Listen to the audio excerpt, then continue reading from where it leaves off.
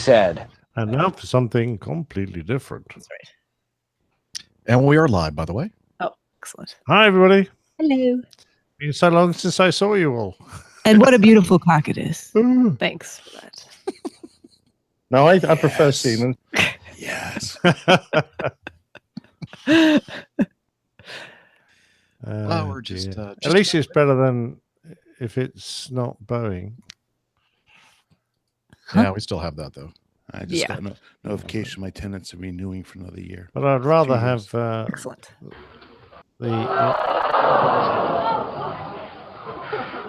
I just noticed that's only in the left channel. Oh, interesting. Although it probably sounded normal Sounded to you all. fine to me. I don't think it's when you use Hangouts on air, it's not stereo sound. Not stereophonic sound. Sounded fine to me. I don't think it's What the hell? Oh. I had it on pause. All right. Well, I did just pass my eye test. No problem. How about They may your want to go back and take a look at that again. intelligence quotient? No, I did not. I did not pass that portion. I say you're as dumb as a box of rocks. What really scared me is when Faulkner. Do you go to Faulkner, Jeff? No. Okay. Faulkner says to me, "Man, I cannot believe how much weight you've lost. You look great." And I just quite literally came back from my primary care, and all my numbers are just much, much, much better. Good. And he said, I want to report you to the FAA and use you as an example. I said, no, let's stop right there, please. I don't need any special attention drawn to me. Thank you. Exactly. Know that for yourself. I appreciate your. I appreciate your enthusiasm. However, no. But he says, how many people come in going the complete opposite direction. Oh, absolutely. Yeah, I believe that 100%. So we had a really good talk, and then of course when he went to do my eye test to point the light on the wall, there he turned around. I put my funny glasses on. He turned around and looked at me. He just about fell on the floor laughing. The thing is, I've known Dr. Tom for 22, 23 years at least.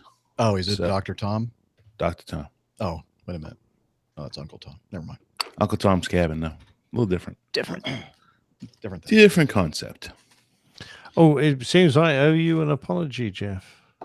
Yeah, it's about time. Yeah. For what? For the pronunciation of Hamburg. Yeah, I'm going to talk about that on the show. Oh, no, don't. Sorry, I've apologized now. No, I'm sorry. You're not going to get out of this. Actually, everybody was right, turns out. And everyone was wrong. Exactly. Yeah, I'm looking for my clap. It's all a wash. Yep. No one got the clap? I don't call it Hamburg. I call it a hot dog. Yeah. Oh, wait a minute. There you go. Hot dog. Get your hot dog. Hey, you Frankfurter, you. Yeah, Frankfurter. That's a different city. Yes, it is. But you know what they all have in common? You Wiener. Yeah, the Venus Witzel. No, they all have in common great beer. It's Germany after all. Yeah. Yep. They know a thing or two. Although I'm not sure about the alcohol-free nonsense they were serving after the marathon. What? Yeah. And actually on the marathon course too. Well, I can understand on the course, but not after. Yeah, they're a sponsor, so that's why. After? Yeah. Oh no, that's what you call a drinking problem. Yes. That's it actually was abuse. It tasted good though. No, I guess it's not abuse of alcohol. There's no alcohol there to abuse. Exactly. Mm-hmm. So, folks, are we ready to do the clapperoo? Yep, I'm set. Okay. Oh, let me get my recorder going. Oh, good call. Yeah, good call. By the way, last week, actually, I used all of your individual files. Well, except for Steph's because she was with me. But that was another problem because we were right next to each other and both mics and Steph's was actually pointed right at me, which was not a good idea. I should not have done that. I didn't have anything to do with the setup of any of that. I know, it's not your fault. I can't blame you. My fault. I just showed up and so, trying to let's just say that it was very labor intensive editing on the last show. Sorry. Uh-oh. No, it wasn't your fault. Uh-oh. Uh-oh. Uh-oh. Uh-oh. Uh-oh. Audio hijack. Can't be opened because it may be damaged or incomplete. I just used the damn thing last week. I have very little patience for stupidity. Oh, stupid audio hijack. Oh, let's try that one. That one works a lot better. That one seems to be working. Let's see. Okay, yeah, I'm ready. I'm starting now. Okay. You ready, Steph? Okay. Ready, 3, 2, 1, clack. There you go. It's less and less funny as time goes on. No, it'll always be funny. Yeah, we're childish enough. All right, let's see. What time is it? It's 4:50. Okay. Y'all ready? Yeah. Yep. Yep. Do it. WAPG. Hang on. Why does it keep adjusting the volume on me like that? WAPG. It's the airline pilot guy. Airline Pilot Guy, episode 329. Yeah, he's something. What is it? 22. 22. When I said 3, I thought, well, it can't be that many. Yeah, just It is 22. 322. 22. Take 3. WAPG. 4. 4. WAPG. It's the airline pilot guy. Airline Pilot Guy, episode 322. Yeah, he's up in the sky. It's the airline pilot guy. Hello, you're listening to the Airline Pilot Guy Show, the view from our side of the cockpit door. I'm Captain Jeff, your host, broadcasting live from the APG headquarters studio in a northern Atlanta suburb. Today's show was recorded on May the 4th, 2018. Yeah, he's up in the sky. It's the airline pilot guy. Get your ride and it's flying by. With the airline pilot guy.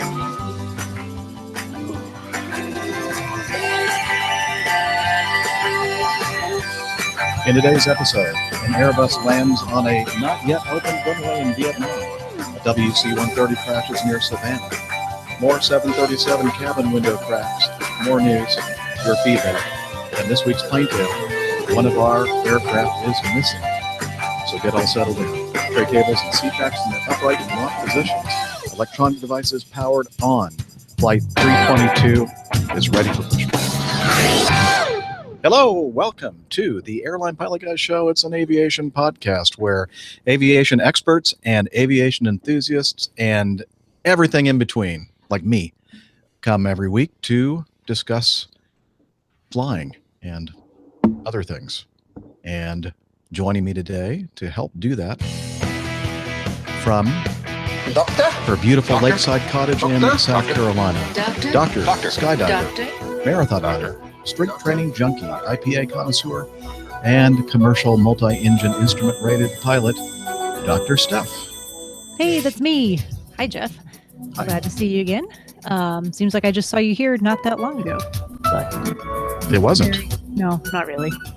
Very excited to be back for 322. Looking forward to a great show tonight.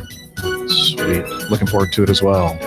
And also joining us from his country estate outside of London, professional photographer, former RAF RAAF fighter pilot, current captain for an international airline based in London, Captain Nick.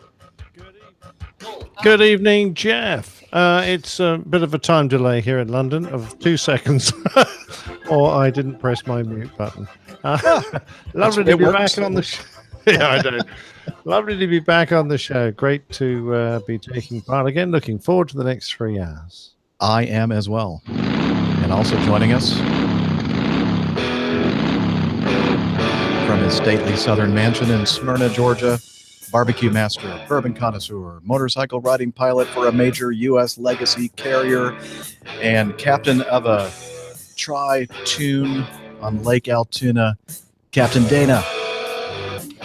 Well, good afternoon or good evening or good morning, wherever you're listening and whatever time you're listening. And may the 4th be with you on this episode. May the 4th be with you. So, anyways, glad to be back. And it might be short-lived this evening. I got to get back to my studying, but we'll join in for a little bit tonight. So, looking forward to whatever I can partake in. Well, we're glad that you were able to join us for a bit on 322. I tried to find a picture of an Airbus 322, but couldn't find any. They I haven't should have made it gone yet? with the Star Wars reference. May the 4th be with you, particularly since tomorrow is the revenge of the 5th. I hear that, yes. But more importantly, for those of us here in the U.S., Cinco de Mayo. And I'm working. Or And if I'm you're a working. fan of I'm Arrested not a happy Development. boy. yeah. If you're a fan of Arrested Development, today is Cinco de Cuatro. That is Cinco de Cuatro. Yeah, that's right. I've forgotten about that. That's a great show, by the way. If you've never heard of it or haven't seen it, you should definitely watch it.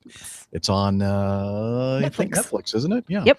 De Quattro, that must be for Audi drivers. Yeah. Yes. But when you think about it, though, that's the 5th of 4. The 4th. Yeah. The 4th. It's a made up holiday. They admit as much. Yeah, but I then mean, it turned everything into a else real is. holiday. So on the show, at least. What really is a real holiday? Come on. There's a lot of invented holidays these days. Mm-hmm.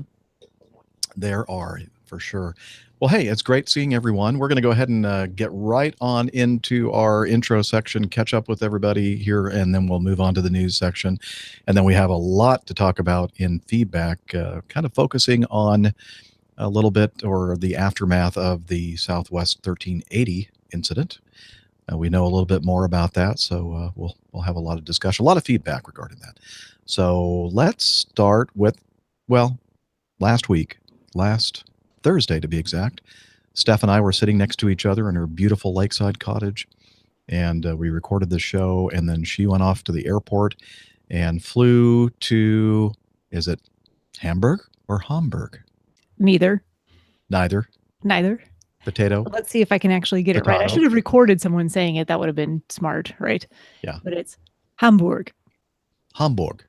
So Well, the A is somewhere in between the Hamburg and the Hamburg. It's neither of those. It's kind of in between. And if you're actually saying it like a local, it's Hamburg. Is that like resistance is futile? Hamburg?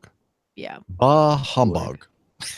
I'm probably still not saying it correctly, but that's what it sounded like to me. So. Okay. Hamburg. Yeah, we got some feedback from, I think, 1, 2, 3 Germans. Excellent. They'll do a better And, job then. They said basically, well, you Americans say Hamburg, but we Germans in our mother tongue say Hamburg.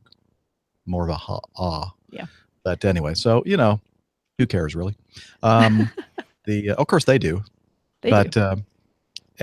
so I did a little bit of research on I mentioned something about the hamburger being invented at the 1904 World's Fair in St. Louis. Not exactly right. It did gain national recognition there, but the origin of the hamburger remains unclear, and there are some references to its mention as early as 1758. So nobody really knows for sure, and nobody cares, but it tastes good, and that's the most important thing. Exactly. What year was roadkill invented? Roadkill, I don't know. Probably shortly after roads were invented. Probably shortly after that, the wheel. It's probably in the same time hamburgers invented, because after roadkill came hamburgers. Okay, let's see. Just moving on. Find. It's like down to 40%. Make a time mark here to eliminate that comment from data. Let me make it. Okay, I'm not going to do that. I'm going to keep it in there because It's silly and stupid. all of us here at the APG like things raw. Wow. Yeah. So anyway, Hamburg. Yeah. Hamburg. Oh, okay. Yeah, Hamburg getting us back on track. Is a How was lovely city. I Yeah. spent all of like 2.5 days there, which was very nice. Just over 2.5 days.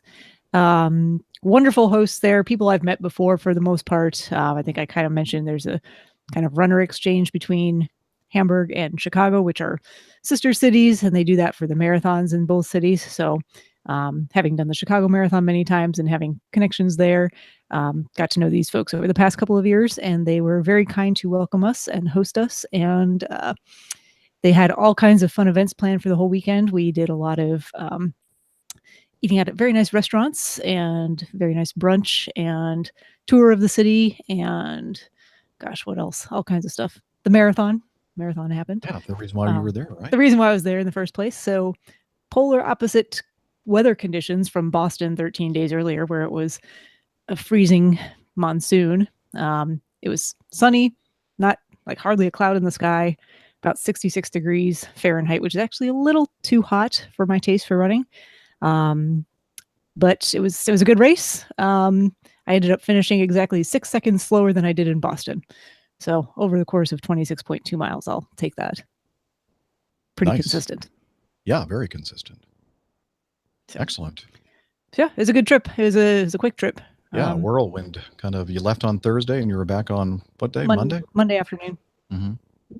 And did have a chance to, on the way back, I had a quick stopover at London Heathrow. Had a chance to meet up with Brian Coleman, Pasadena Brian, for just a quick bite to eat before I got on my flight. He had a much longer layover. We were actually both in Hamburg and ended up not seeing each other. We actually said, okay, well, maybe Monday morning before we get on our flights, which are leaving at, almost the same time, we'll manage to see each other. Well, I was running late to the airport.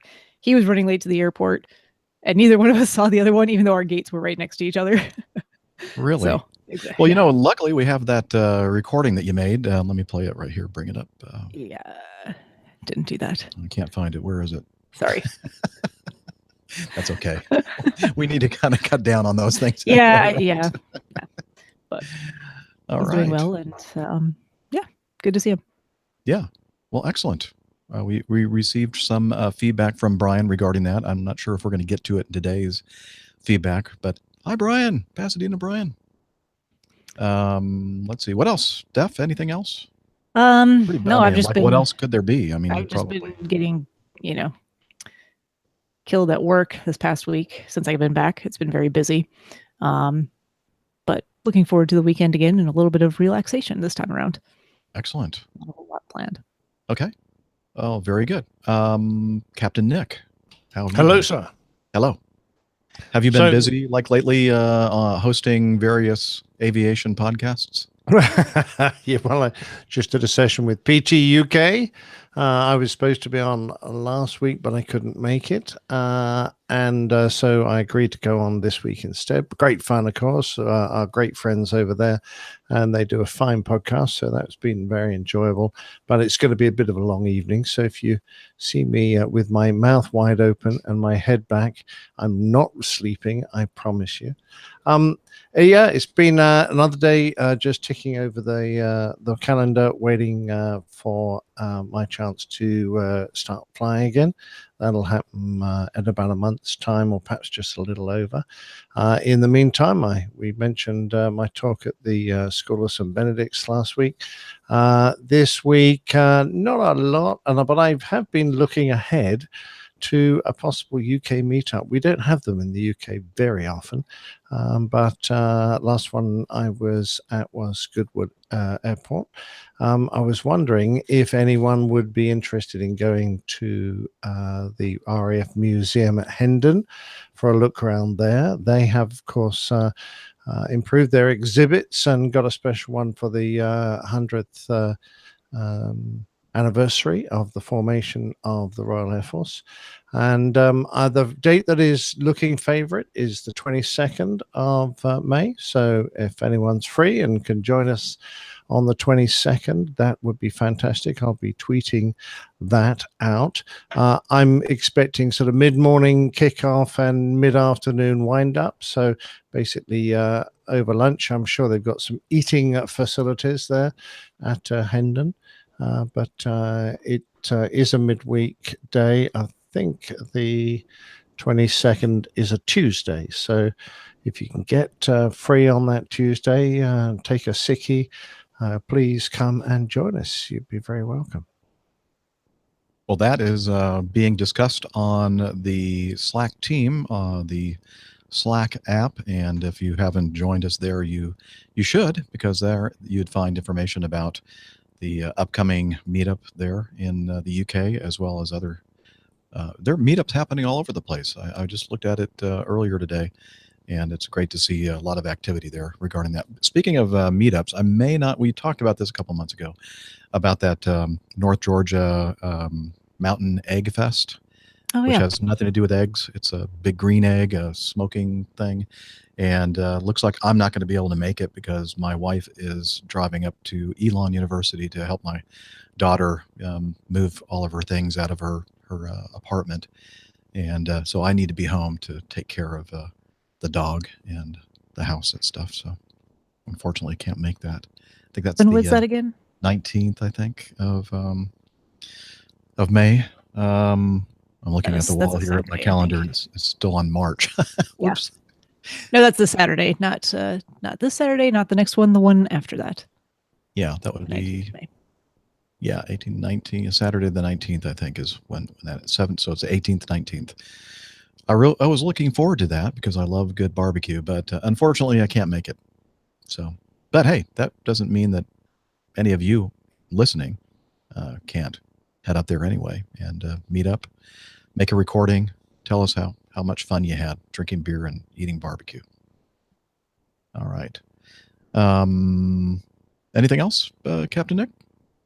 No. I'm really just waiting for the lovely weather to arrive. It's promised for this bank holiday weekend. Gonna state ready for the barbecue. It won't be up to Dana standard, but it'll be fine for us. And yeah, looking forward to a good fun weekend. It will be delicious. I hope so. The bowls season has indeed started. First match is on Sunday. Oh, so All right. very soon though. Yeah. Excellent. Dana, now I know you've been busy flying trips and also maybe in the books, trying to freshen up for your upcoming training, which starts tomorrow, I believe. Yes, that's correct. Started my last trip on Sunday as a first officer and got to fly with one of my best buddies as well, Gary. And we had really an uneventful trip as in regards to the flying. It was clear and a million the entire trip. I mean, I just couldn't ask for better weather. Yeah, it was nice. Yeah. So we spent a night in Cincinnati, which I honestly don't think I've ever overnighted downtown Cincinnati in all the years I've been here, and it was a very delightful experience. The food was went to an Irish and English pub. I guess that's kind of odd that they both being called the same thing, but yeah, Irish and English are very different, as we know. But the food was fantastic, and I had a couple of Irish whiskeys, of course. And then send off was the last night in Sarasota, and my friend Bill Nordo, he's a captain with us as well. He lives down in Sarasota. Happened to have a longer overnight than we did. He had about a 20-hour layover, and we only had an 18-hour. But anyways, he came, picked us up, went to his house. He had an awesome spread with food and a couple liquid libations and a pool, and his wife was very gracious. So Gary, myself, Bill, and his first officer, I think it was Pete. I'm terrible with names. I didn't write it down. Anyways, he had all four of us hung out and had a great time and reminisced and talked about pilot stuff and aviation and what I going through my upgrade and what I can expect and so forth and so on. So for those folks that are Patreons, I went ahead and did a 3-part series recording each day as it progressed through the trip with emotions and feelings and details far more than that. So if you have the opportunity to listen to it, I hope you do. So that was my last trip, and my last day was round trip to Miami. And Gary let me fly most of the flying, actually. He let you fly? He let me fly. I Wow. know, right? And so my last landing that I get to remember as a first officer was well, I'm not going to brag about it, but it was perfect. So anyways, that's about it. Got my FAA medical out of the way this week and got some results from my doctor about my physical conditioning after I've lost 24.5 pounds at this point. And looks like my my medical is well secured now because I, of course, as Nick knows, diabetes is a dangerous thing as a pilot, and it's been running on both sides of my family. And I worry about that, but my A1C was 5.5. You can't get much better than that. So looks like the diet's really working for me. And what else? Oh, Bill and Bev and up there in the Norfolk area. Really big shout out to Bill for writing a very nice feedback on my 3-part series and my upcoming training, which starts tomorrow. Go a little bit into that. Let's see. I have seven sessions. 1 in the FTD, then 6 in the simulators, the full flight simulators. And I'm working the next 11 of 13 days in a row. So basically, I have 1 day off on Wednesday upcoming. Then I go back in the sim, do my check ride next Saturday. Sunday off for Mother's Day, which was nice of them. And then I have a 4-day trip. And that will be my first OE. That would be the first time I fly as a captain with passengers. So looking forward to that. Going to be a busy couple of weeks. Certainly, if you are in the cadre and listening in the Patreon, you'll be able to hear some of my information as I go through. As I have time, I'm going to record some crew logs, and I'm not sure whether I'll be on the show in the next week or two. It's going to be pretty hectic, but certainly the crew logs will be available so people can hear how it's going. So that's where I'm at. All right, great. Look forward to hearing about it. Let's see. Moving on quickly here. After we recorded last week, Steph went off to the airport, and I did too. I stayed in a hotel near the airport before heading up to Elon University the next day. And I met up with my youngest daughter, Natalie, at Elon. And it was the Meaningful Men weekend. And there was a lot of eating, a lot of drinking, a lot of bowling, golf, and kickball. Oh, and did I mention a lot of drinking? There was a lot of that too. I think I did. Yeah. No, you didn't mention the drinking. How much drinking was there? A little bit. Okay. Just a little. Yeah. Okay. It was a great time. Bowling, of all things, was the most fun, I think. And pretty much nobody was. Pin? Well, he doesn't remember drinking because he drank so much. He doesn't remember how much he drank. That's the only way to actually do bowling, though. It was fun. It's drinking, of course. Drinking. You're at the bowling alley, and it was a good time. Everybody had a great time. Did you have pizza too? No.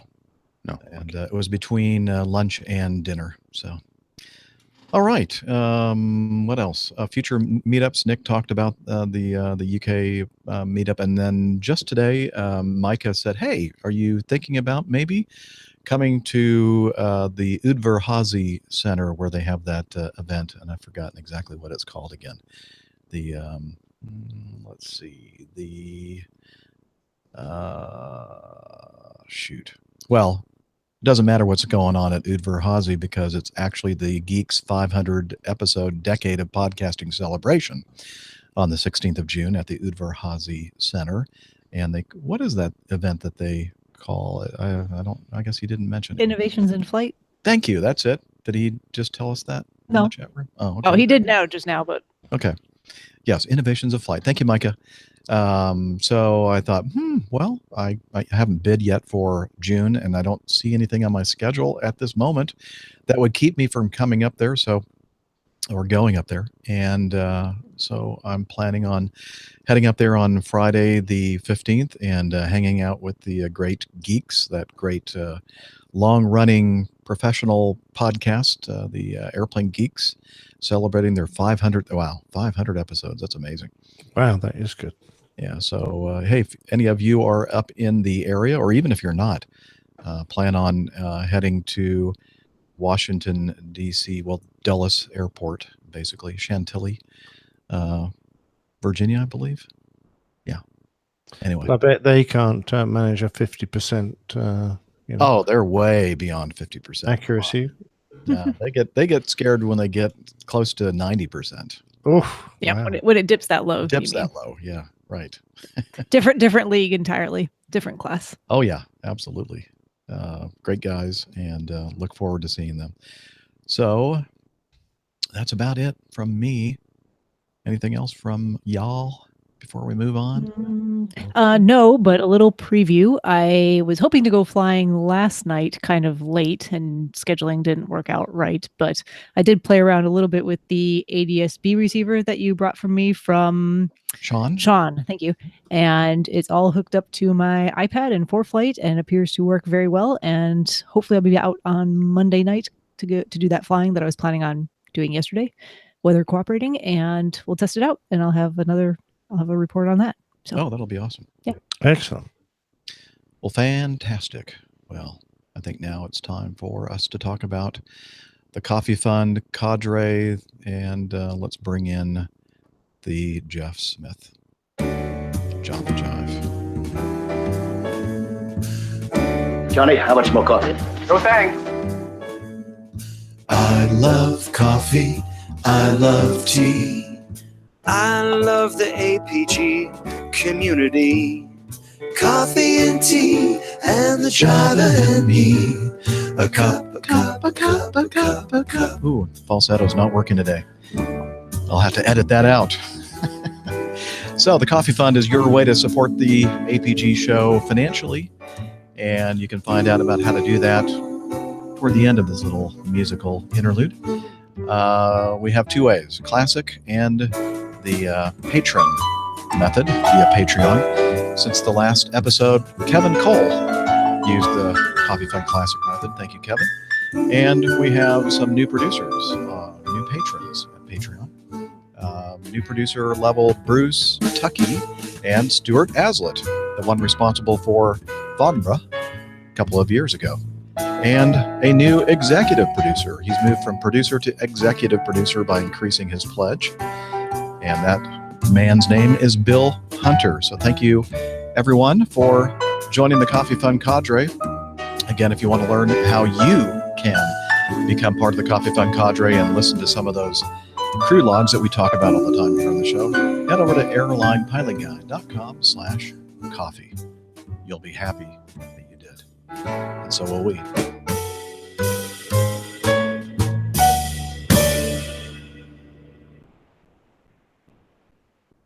All right.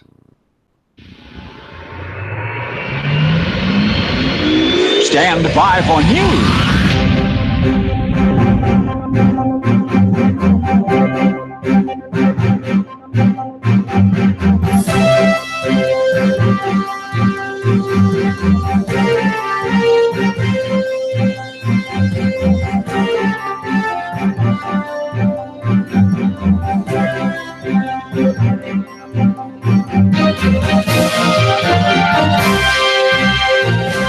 All right, we'll start off with the first item in the news folder.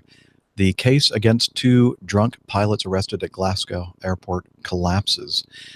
They were preparing to fly. The alleged drunk pilots were accused of preparing to fly a passenger plane under the influence of alcohol. The case collapsed after their blood they didn't collapse. That would be bad. Their case collapsed after their blood samples were destroyed at a prison. Lucky them, Mr. Perot, 41, and Mr. Syed, 39, were arrested on the 18th of July in 2016 before they were due to take off the Air Transat flight from Glasgow to Toronto. Syed from Toronto was accused of performing an activity ancillary to an aviation function when he allegedly had 49 milligrams of alcohol in 100 milliliters of blood, more than double the limit of 20. Perot from the province of Ontario faced the same charge with an alleged 32 milligrams of alcohol in 100 milliliters of blood, an amount still under the legal driving limit of 35 milligrams. And they denied the charge, and they were sent to a jail in Scotland, and they had their part of their blood samples. They were with them, and when they checked in, they checked in all their valuables, including the blood samples. And somehow I guess they didn't know what to do with the blood samples, and they got lost or they got destroyed or something. So, oops. Lucky for them. And one of the people at the prison said, "Well, they told us it was okay to destroy it." And Mr. Perot said, "No, I didn't give permission for my blood sample to be destroyed." He said he wanted his blood sample analyzed. So the whole thing fell apart, and now they're free to go. Now, of course, I don't know if they're going to be able to get a job flying passenger airliners, but at least they're not going to have to spend a lot of time in jail. Well, I read a report to say that Transat were going to reinstate them since really? there was no case to answer. Oh, okay. But that was not in this particular piece, but it was in another news piece. I can't remember exactly where it was now. But it appeared that Transat were standing by them and saying, well, the guys have done nothing wrong according to the law. So we are not in a position to suspend them or do anything to them. They're going to carry on flying for us. Well, very good. The dailymail.co.uk apparently didn't have that little bit of information. That would have been helpful. Thank you, Captain Nick, for that. All right, moving on. I just wondered what the team's opinions on that were, because we've got two guys in EasyJet who did a bit of Snapchat videoing each other, using Snapchat, who were dismissed. And these two guys who were, there's certainly a weight of evidence, but not enough to bring a court case against them, that they would have brought the company's reputation into disrepute. How do you guys feel about them going back straight into their jobs? Well, if they had somehow gone to prison and they lost the Snapchat feed, so there's no way to have evidence against them, then they would have been scot-free too. Yeah, they would have been. Yeah, I mean, I think it comes down to more the legal component of it in this case. Yeah. The disrepute against the company is one thing, but in this case, if they couldn't conclusively prove that they were in fact under the influence, because it says allegedly, correct? I mean, so, but if they didn't have the hard evidence for it and it was lost, then I think the pilots against Transat could have had a strong legal case to get their jobs back as well. So yeah, I think that's the situation. And it's all down to the legals. No matter what they may or may not have done before that flight, whether they were or were not allegedly intoxicated, hopefully going forward that will not be an issue for them. So, well, I guess the moral to the story is don't Snapchat and drink at the same time. No. Yep. That's also a bad idea for different reasons at the same time. But I know what 90% of the other pilots will be thinking. And, well, yes. And I mean, I whether or not they're looked upon differently by their colleagues and coworkers is completely different. Yeah. Yeah. So, yeah, as many things happen in the court of law, it's not always equally. And it's not always perfect, you know. It's hit and miss. Yeah. Yeah, but it does seem a little ironic. We agree, Captain Nick. All right, moving on to the next one in the folder. Vietnam Airlines Flight 7344 mistakenly landed on a non-operational runway at an airport in Vietnam. I'm not even Come on, try. give it a try. Give it a try. Not trying cam wrong. I think that's perfect. Yeah. Thank you. Probably not perfect. Excellent Vietnamese. As far as anybody else knows, unless you're from Vietnam. Let's see. It doesn't matter how many passengers and crew members were aboard. The airplane was coming into the Nha Trang Cam Ranh International Airport, and the weather was good. Everything was working normally, equipment, all that kind of jazz. And the aircraft landed on a runway that was still under construction and had not yet connected to the rest of the airport. It's not clear about the solution to bring the plane back to the airport. So, could they just take off and then land on a... I think the runway is currently only 300 meters long. Oops. Only 300 meters of it were open. So this is an interesting one because according to the captain's narrative, and this is from the Aviation Herald, according to the captain's narrative, the runway was marked 20 with no crosses over the threshold or down the runway. The crew did notice that no runway lights, including PAPIs, were active. However, realized only after touchdown that the runway was still under construction, and they brought the aircraft to a full stop. The charts in use did not depict the runway under construction. Now, I'm wondering if their company, now a lot of times my company, and I'm sure many others, will put out like a special page to kind of cover airport construction and what you might encounter, including a runway that might be under construction. And I noticed also here in this account that there were no NOTAMs listed, as Simon is wont to do usually.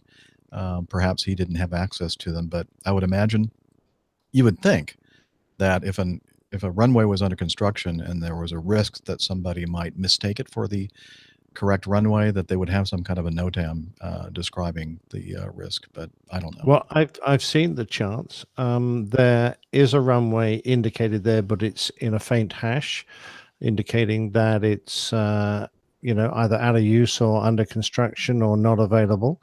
But you can see an area that is depicted where the runway will be, but it's obviously not an in-use runway. It's right next door, the threshold just a little bit further down from runway 20. Apparently both runways had runway 20 written on them, and the out of use runway didn't have the international indicator that it's a disused runway, big white crosses on it.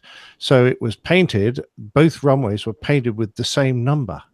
They hadn't got round to putting L and R left and right on them. So I think from one perspective, this guy was sort of led astray by the inadequacies of the markings on the airfield. The old primrose path.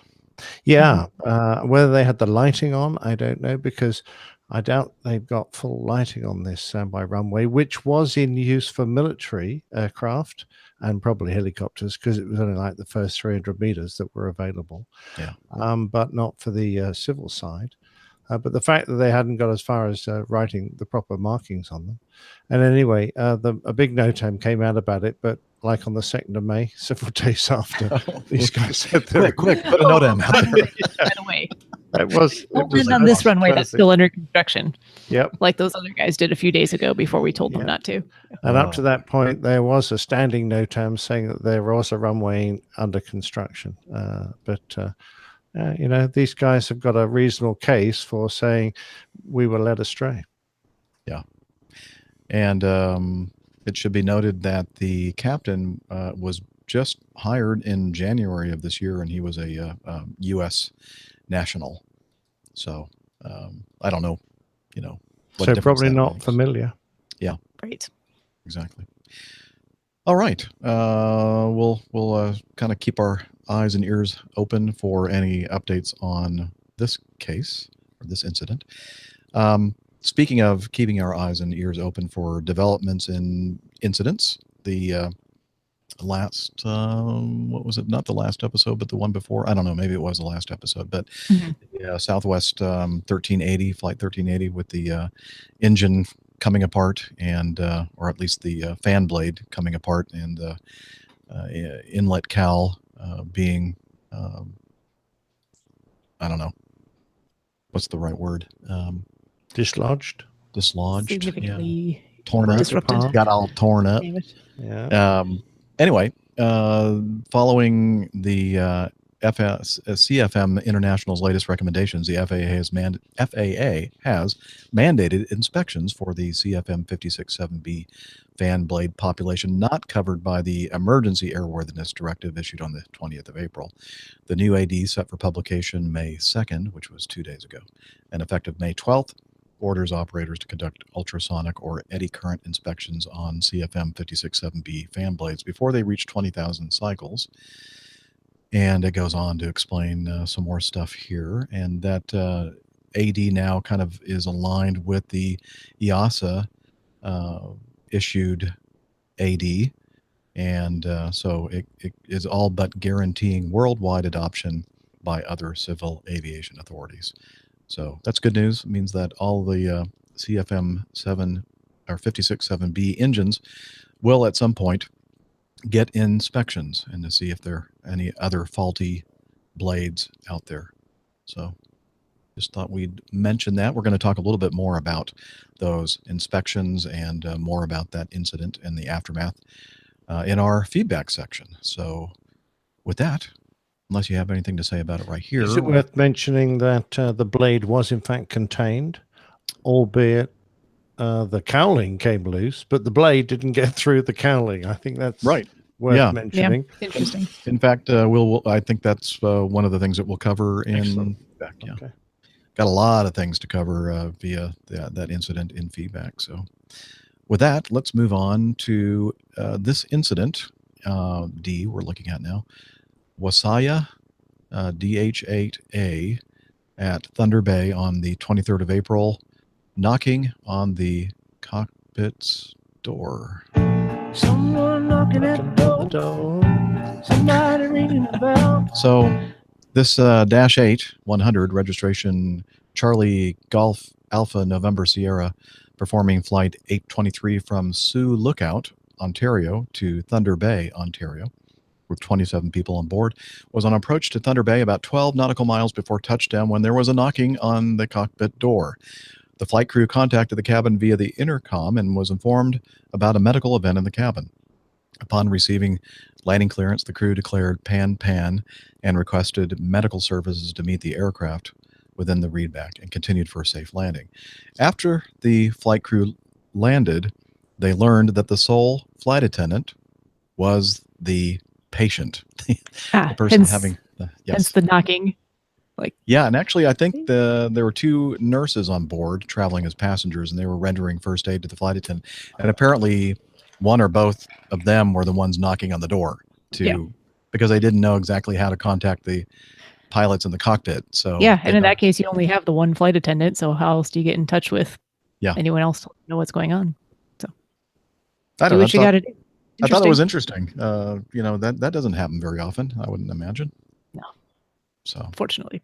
Is that a case for never allowing flight attendants to man a flight on their own? Well, I guess. I don't know, but it happens all the time on these, small regional flights. Yep. Was yeah, it less under than 50 seat or less under than 50. Yeah, only one's required. I mean, this flight attendant, if there'd been no one there to look after them and they'd had a heart attack, they could have died because the passengers would have had no way of alerting the flight deck. Yep. Yeah, because they knock on the door, though, right? Well, they were smart enough to. But that's really the reason why I wanted to cover this one, so I could play that. Musical interlude. Very good. Thanks. Well, and hopefully that flight attendant is okay. They don't really say. No, they don't. Oh, well. Yeah. Hopefully she's doing all right, or he. Runway lights baffled pilots on night of San Francisco near miss. You remember the Air Canada flight coming into San Francisco International Airport last year, July of last year, and they almost struck 4 aircraft on the ground. According to the preliminary report, the NTSB has said that that is a factor. Construction lights on the runway or taxiway that was parallel to the 28 right. They were operating on that evening, and as the Air Canada plane approached the runway, the co-pilot thought something, quote, didn't look right, he told investigators. However, he wasn't certain what was wrong and was unable to process what he was seeing. The co-pilot told the captain, who was at the controls, to abort the landing and climb. At the same time, the captain decided on his own to do the same thing, according to the NTSB. Seconds later, an air traffic controller radioed to the plane a command to cancel the landing.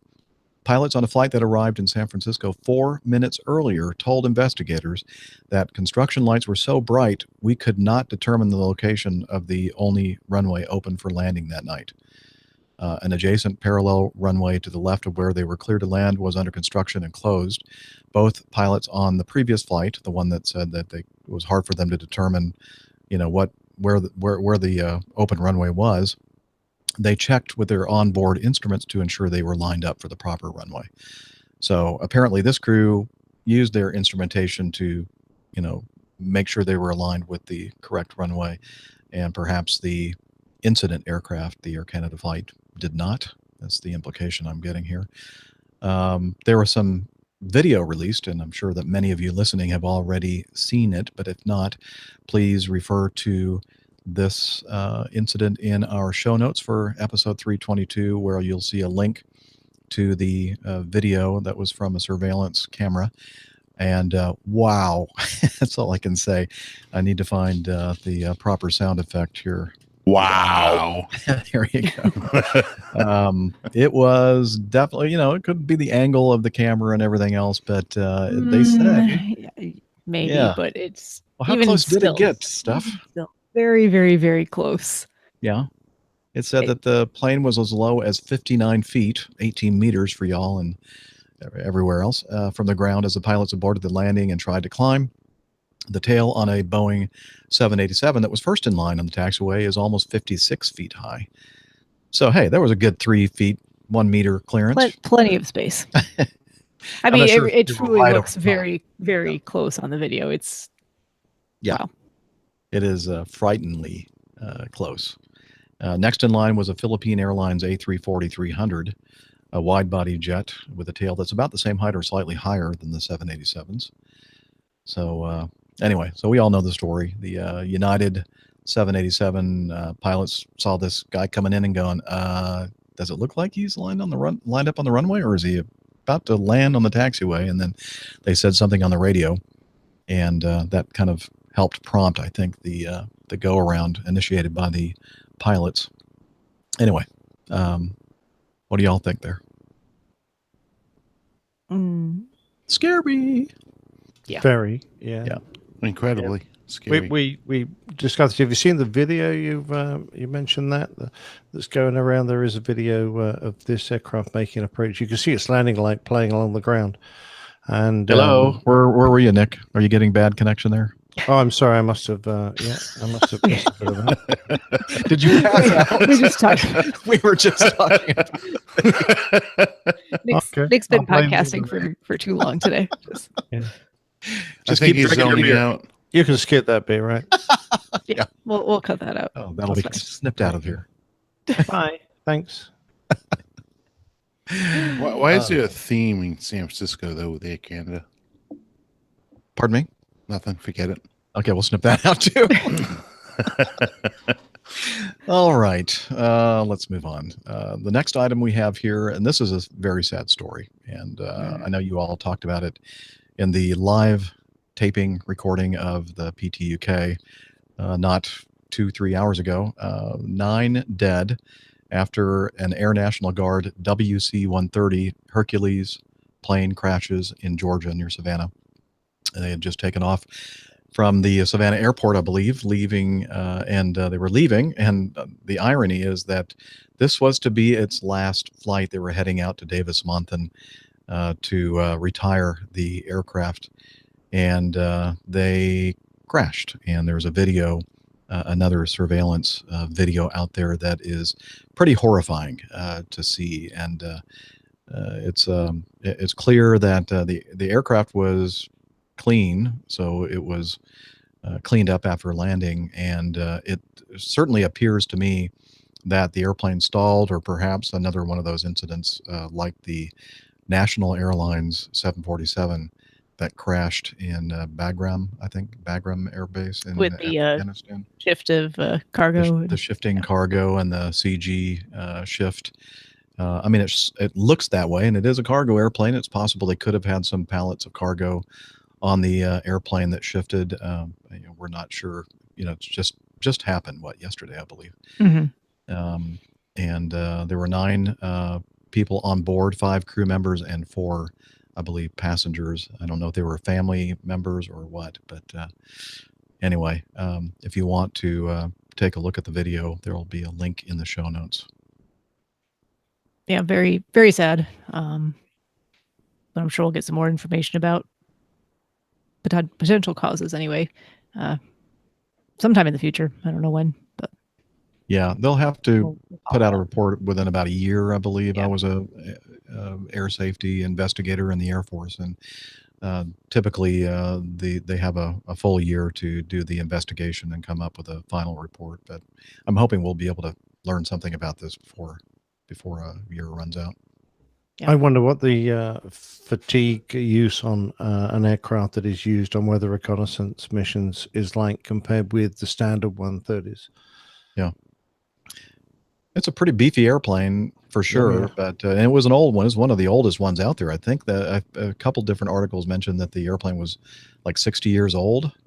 Yeah, well, it just makes me wonder. I mean, in the military, we've had in the Air Force incidents that occurred because an aircraft had changed role to something that wasn't being replicated by the fatigue modeling, and as a consequence, wing spars failed, and aircraft crashed, and that was the reason. So yeah.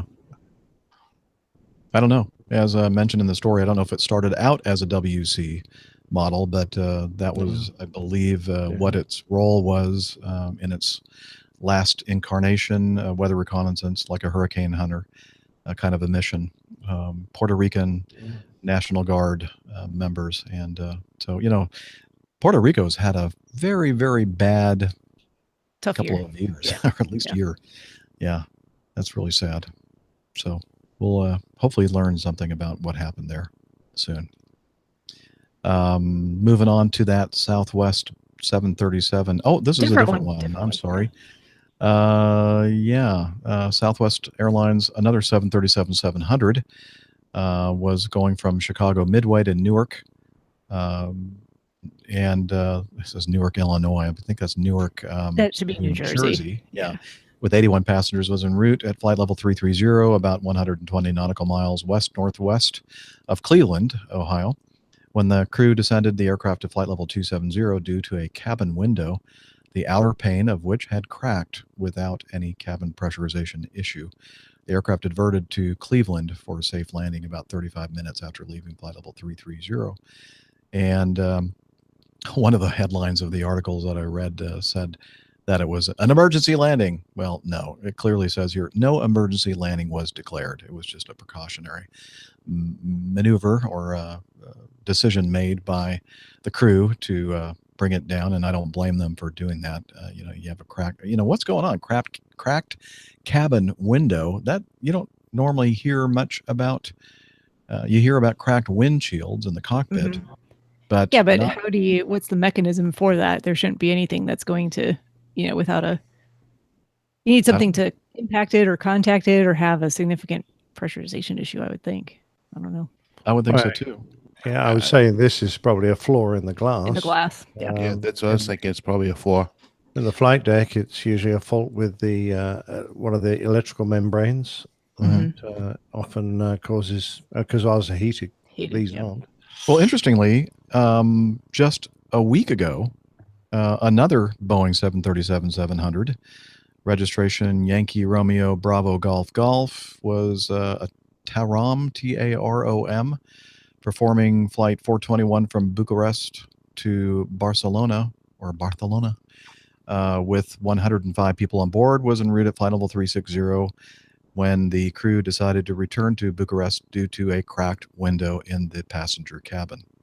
So again, I did a search. I was just kind of curious, thinking, I don't recall hearing much about these cracked windows. And I did a search on the Aviation Herald to see if there were any other cracked cabin window events. And really, no, there was nothing except the recent two. It's like anything else. Everything seems to come in clusters, I think. Yeah. Something will happen and then another very similar incident happens and then nothing again for a very long time. Not just in aviation. It just seems like that's always the way things happen. Yeah. That's a very scientific theory on my part, obviously. I'm with Nick. I'm wondering if there wasn't a bad run on Windows and manufacture on the Windows, that there might be a problem out there. There might be. Because how often, in the past, other than the Comet way back in the 50s, how often do you ever hear window problems in the passenger cabin? Almost never. So I think there's probably a manufacturer defect going on here. Well, again, we'll kind of be listening to see what happens here, if there are going to be any more incidents, and if there's going to be an emergency AD to do inspections on cabin windows on 737-700s. I don't know. And finally, in the news folder, a little bit of lighter news. Bombardier, or Bombardier, as some people like to say. Bombardier. Yeah, Bombardier. Pilot to Bombardier. Pilot to Bombardier. C-Series could be renamed the Airbus A200. You'll remember last October, there was a big announcement, the future of the C-Series. It was announced that Bombardier would sell a majority stake in the C-Series program to Airbus.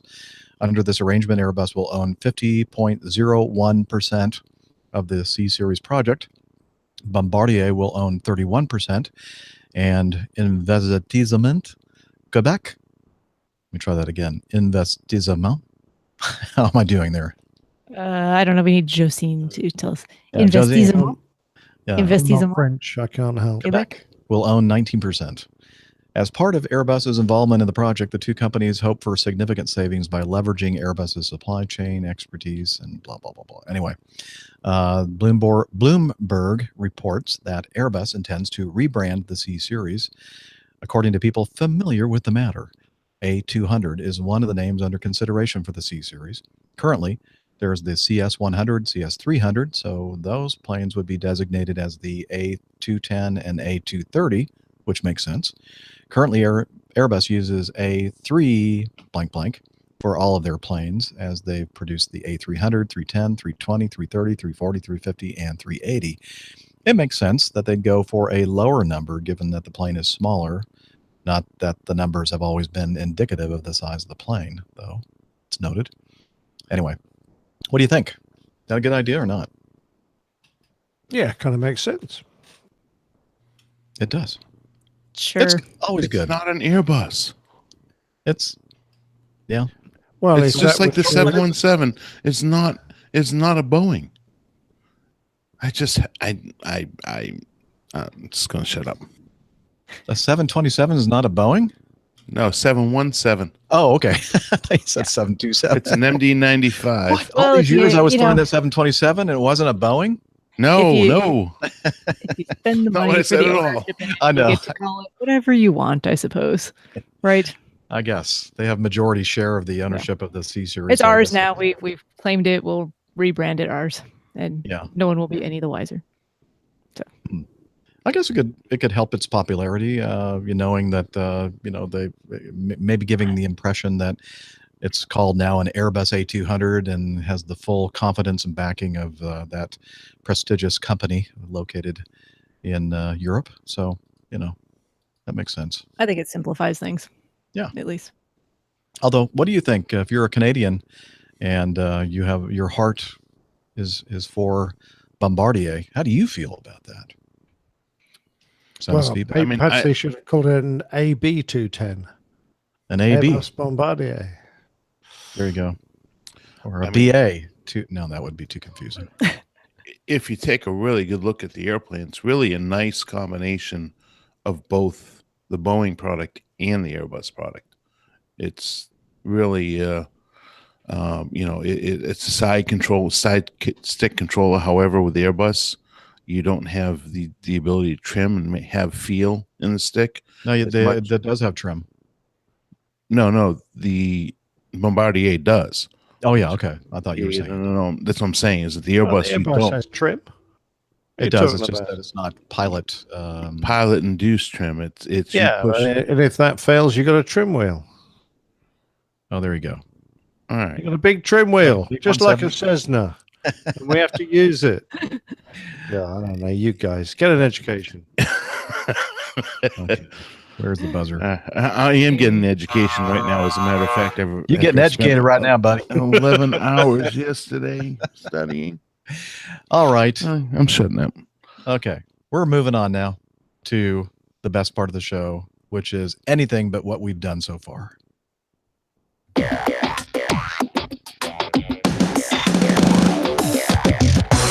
Captain, incoming message. How's everybody doing? You want a break? I could use like a 30-second break. Pay. How about a minute or two? A minute or two. Okay. Yep. I need a new beverage and physiologic break, and it's about 500 degrees in here. Oh, you should probably turn the air conditioning on. Yeah. It's You really can warm. do all that in 30 seconds? Wow. Well, if we're gonna take 2 minutes, then I can Yeah, do all take that. your time. Take your time. I was just going to go for the Cheers. beverage, but yeah. All right. I'm going to go for a new beverage and a physiological break as well. Entertain yourselves, Yes. chat room. Talk amongst yourselves.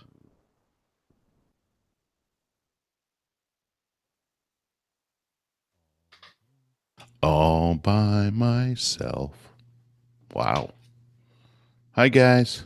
Hi, chat room. Anybody there? I was the only one that said I didn't need a break. That's okay, though.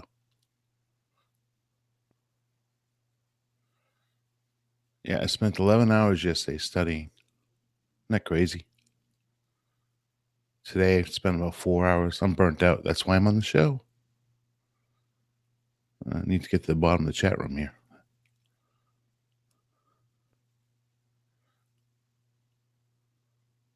How does one see where I'm flying? Not published like Jeff is, and it's a very complex procedure. Now that I'm going to the left seat as captain, Stephen, it's going to be much more difficult because I'm going to be bidding as a reserve pilot because I want weekends off, hopefully. So on reserve, who knows where I'll be. Let's see. Where's my first trip next week? You know, James, that's an excellent question. Excellent question. Where am I going next week? Well, let's see.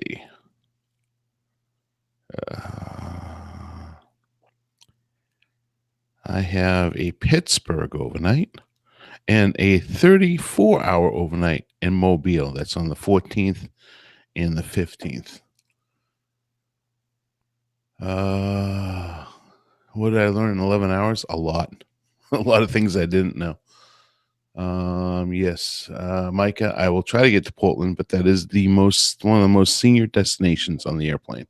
So we will try to get there, but I'm going to bid reserve, and generally speaking, well, I'm going to try to get reserve so I can have weekends off, at least initially.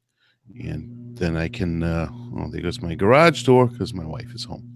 But I'm going to bid weekends off. So there's a good chance, Micah, that on short notice I may end up in Portland because on reserve you tend to get good trips last minute sometimes. So Stephen Ivy's reserve, what? No, I need to be in reserve so I can have weekends off. I don't want to work weekends if I can avoid it. So let's see. I'm just answering questions on the people throwing at me because I didn't leave like you guys. Much more dedicated than us. Yeah, well, I'm about to get off here pretty shortly once dinner's ready because Gotcha. we're heading. That's the reason why I knew I couldn't be on too long tonight is because my last Friday off for a while. So my wife and I are heading out to a concert at the Mabel House, which is a fantastic venue. It's a jazz band that's playing this evening. So a couple bottles of wine, a little relaxation because I don't have to be at work until tomorrow at 1:30 in the afternoon. So excellent. And Josine, yes, we have not decided on a name for the boat. So probably undecided. How about that? Undecided. Undecided.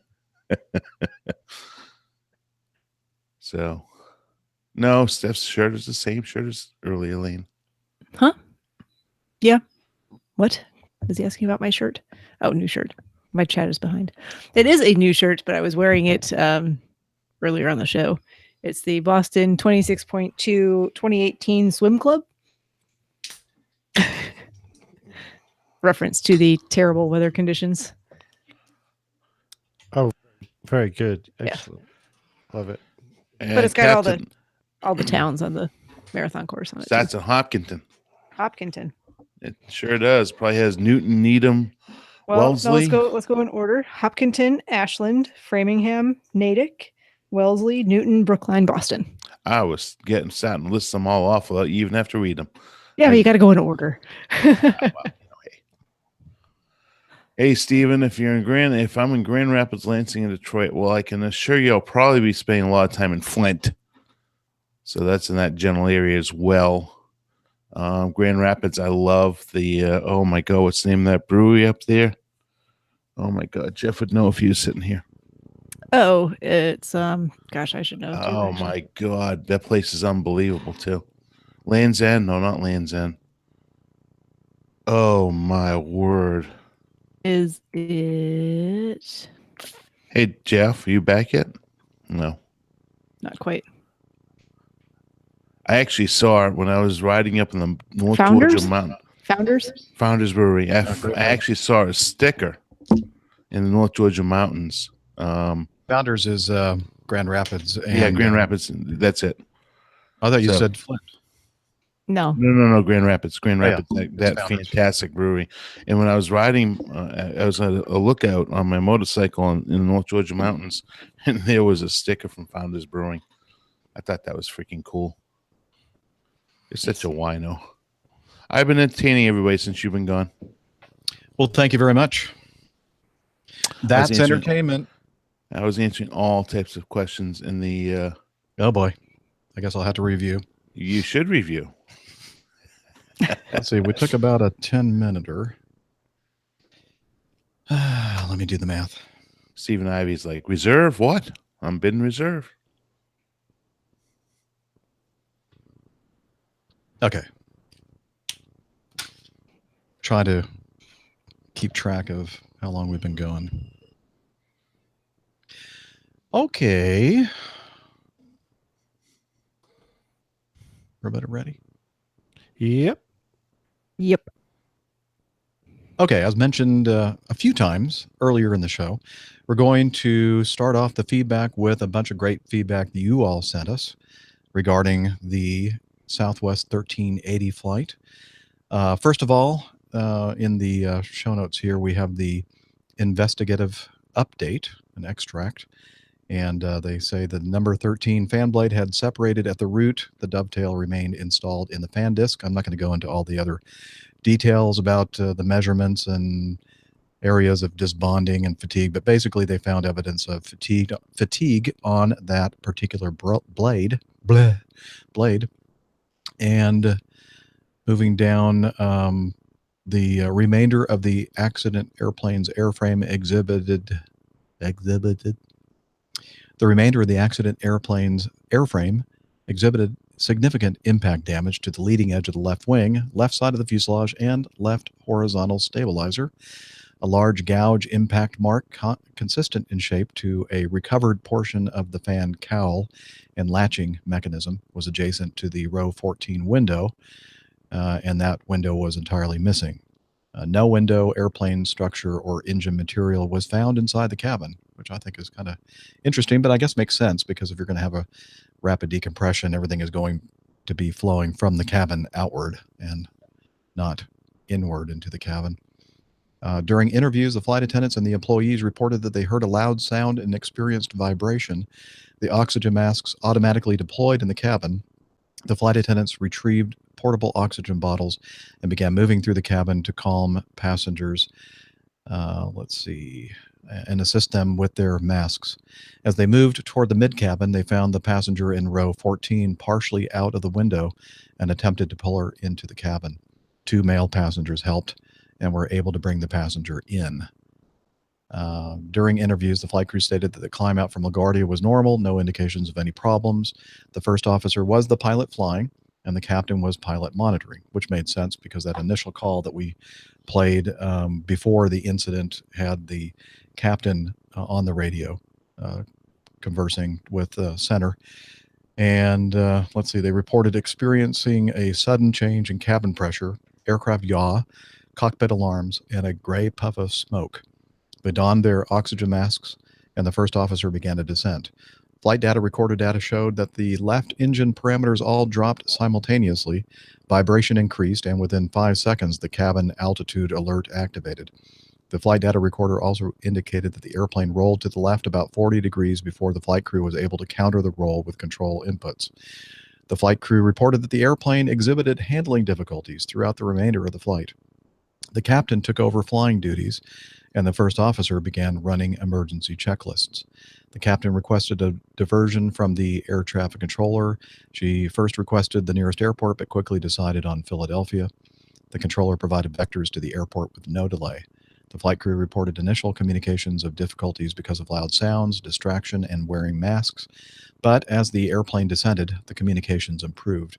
The captain initially was planning on a long final approach to make sure they completed all the checklists, but when they learned of the passenger injuries, the captain decided to shorten the approach and expedite the landing.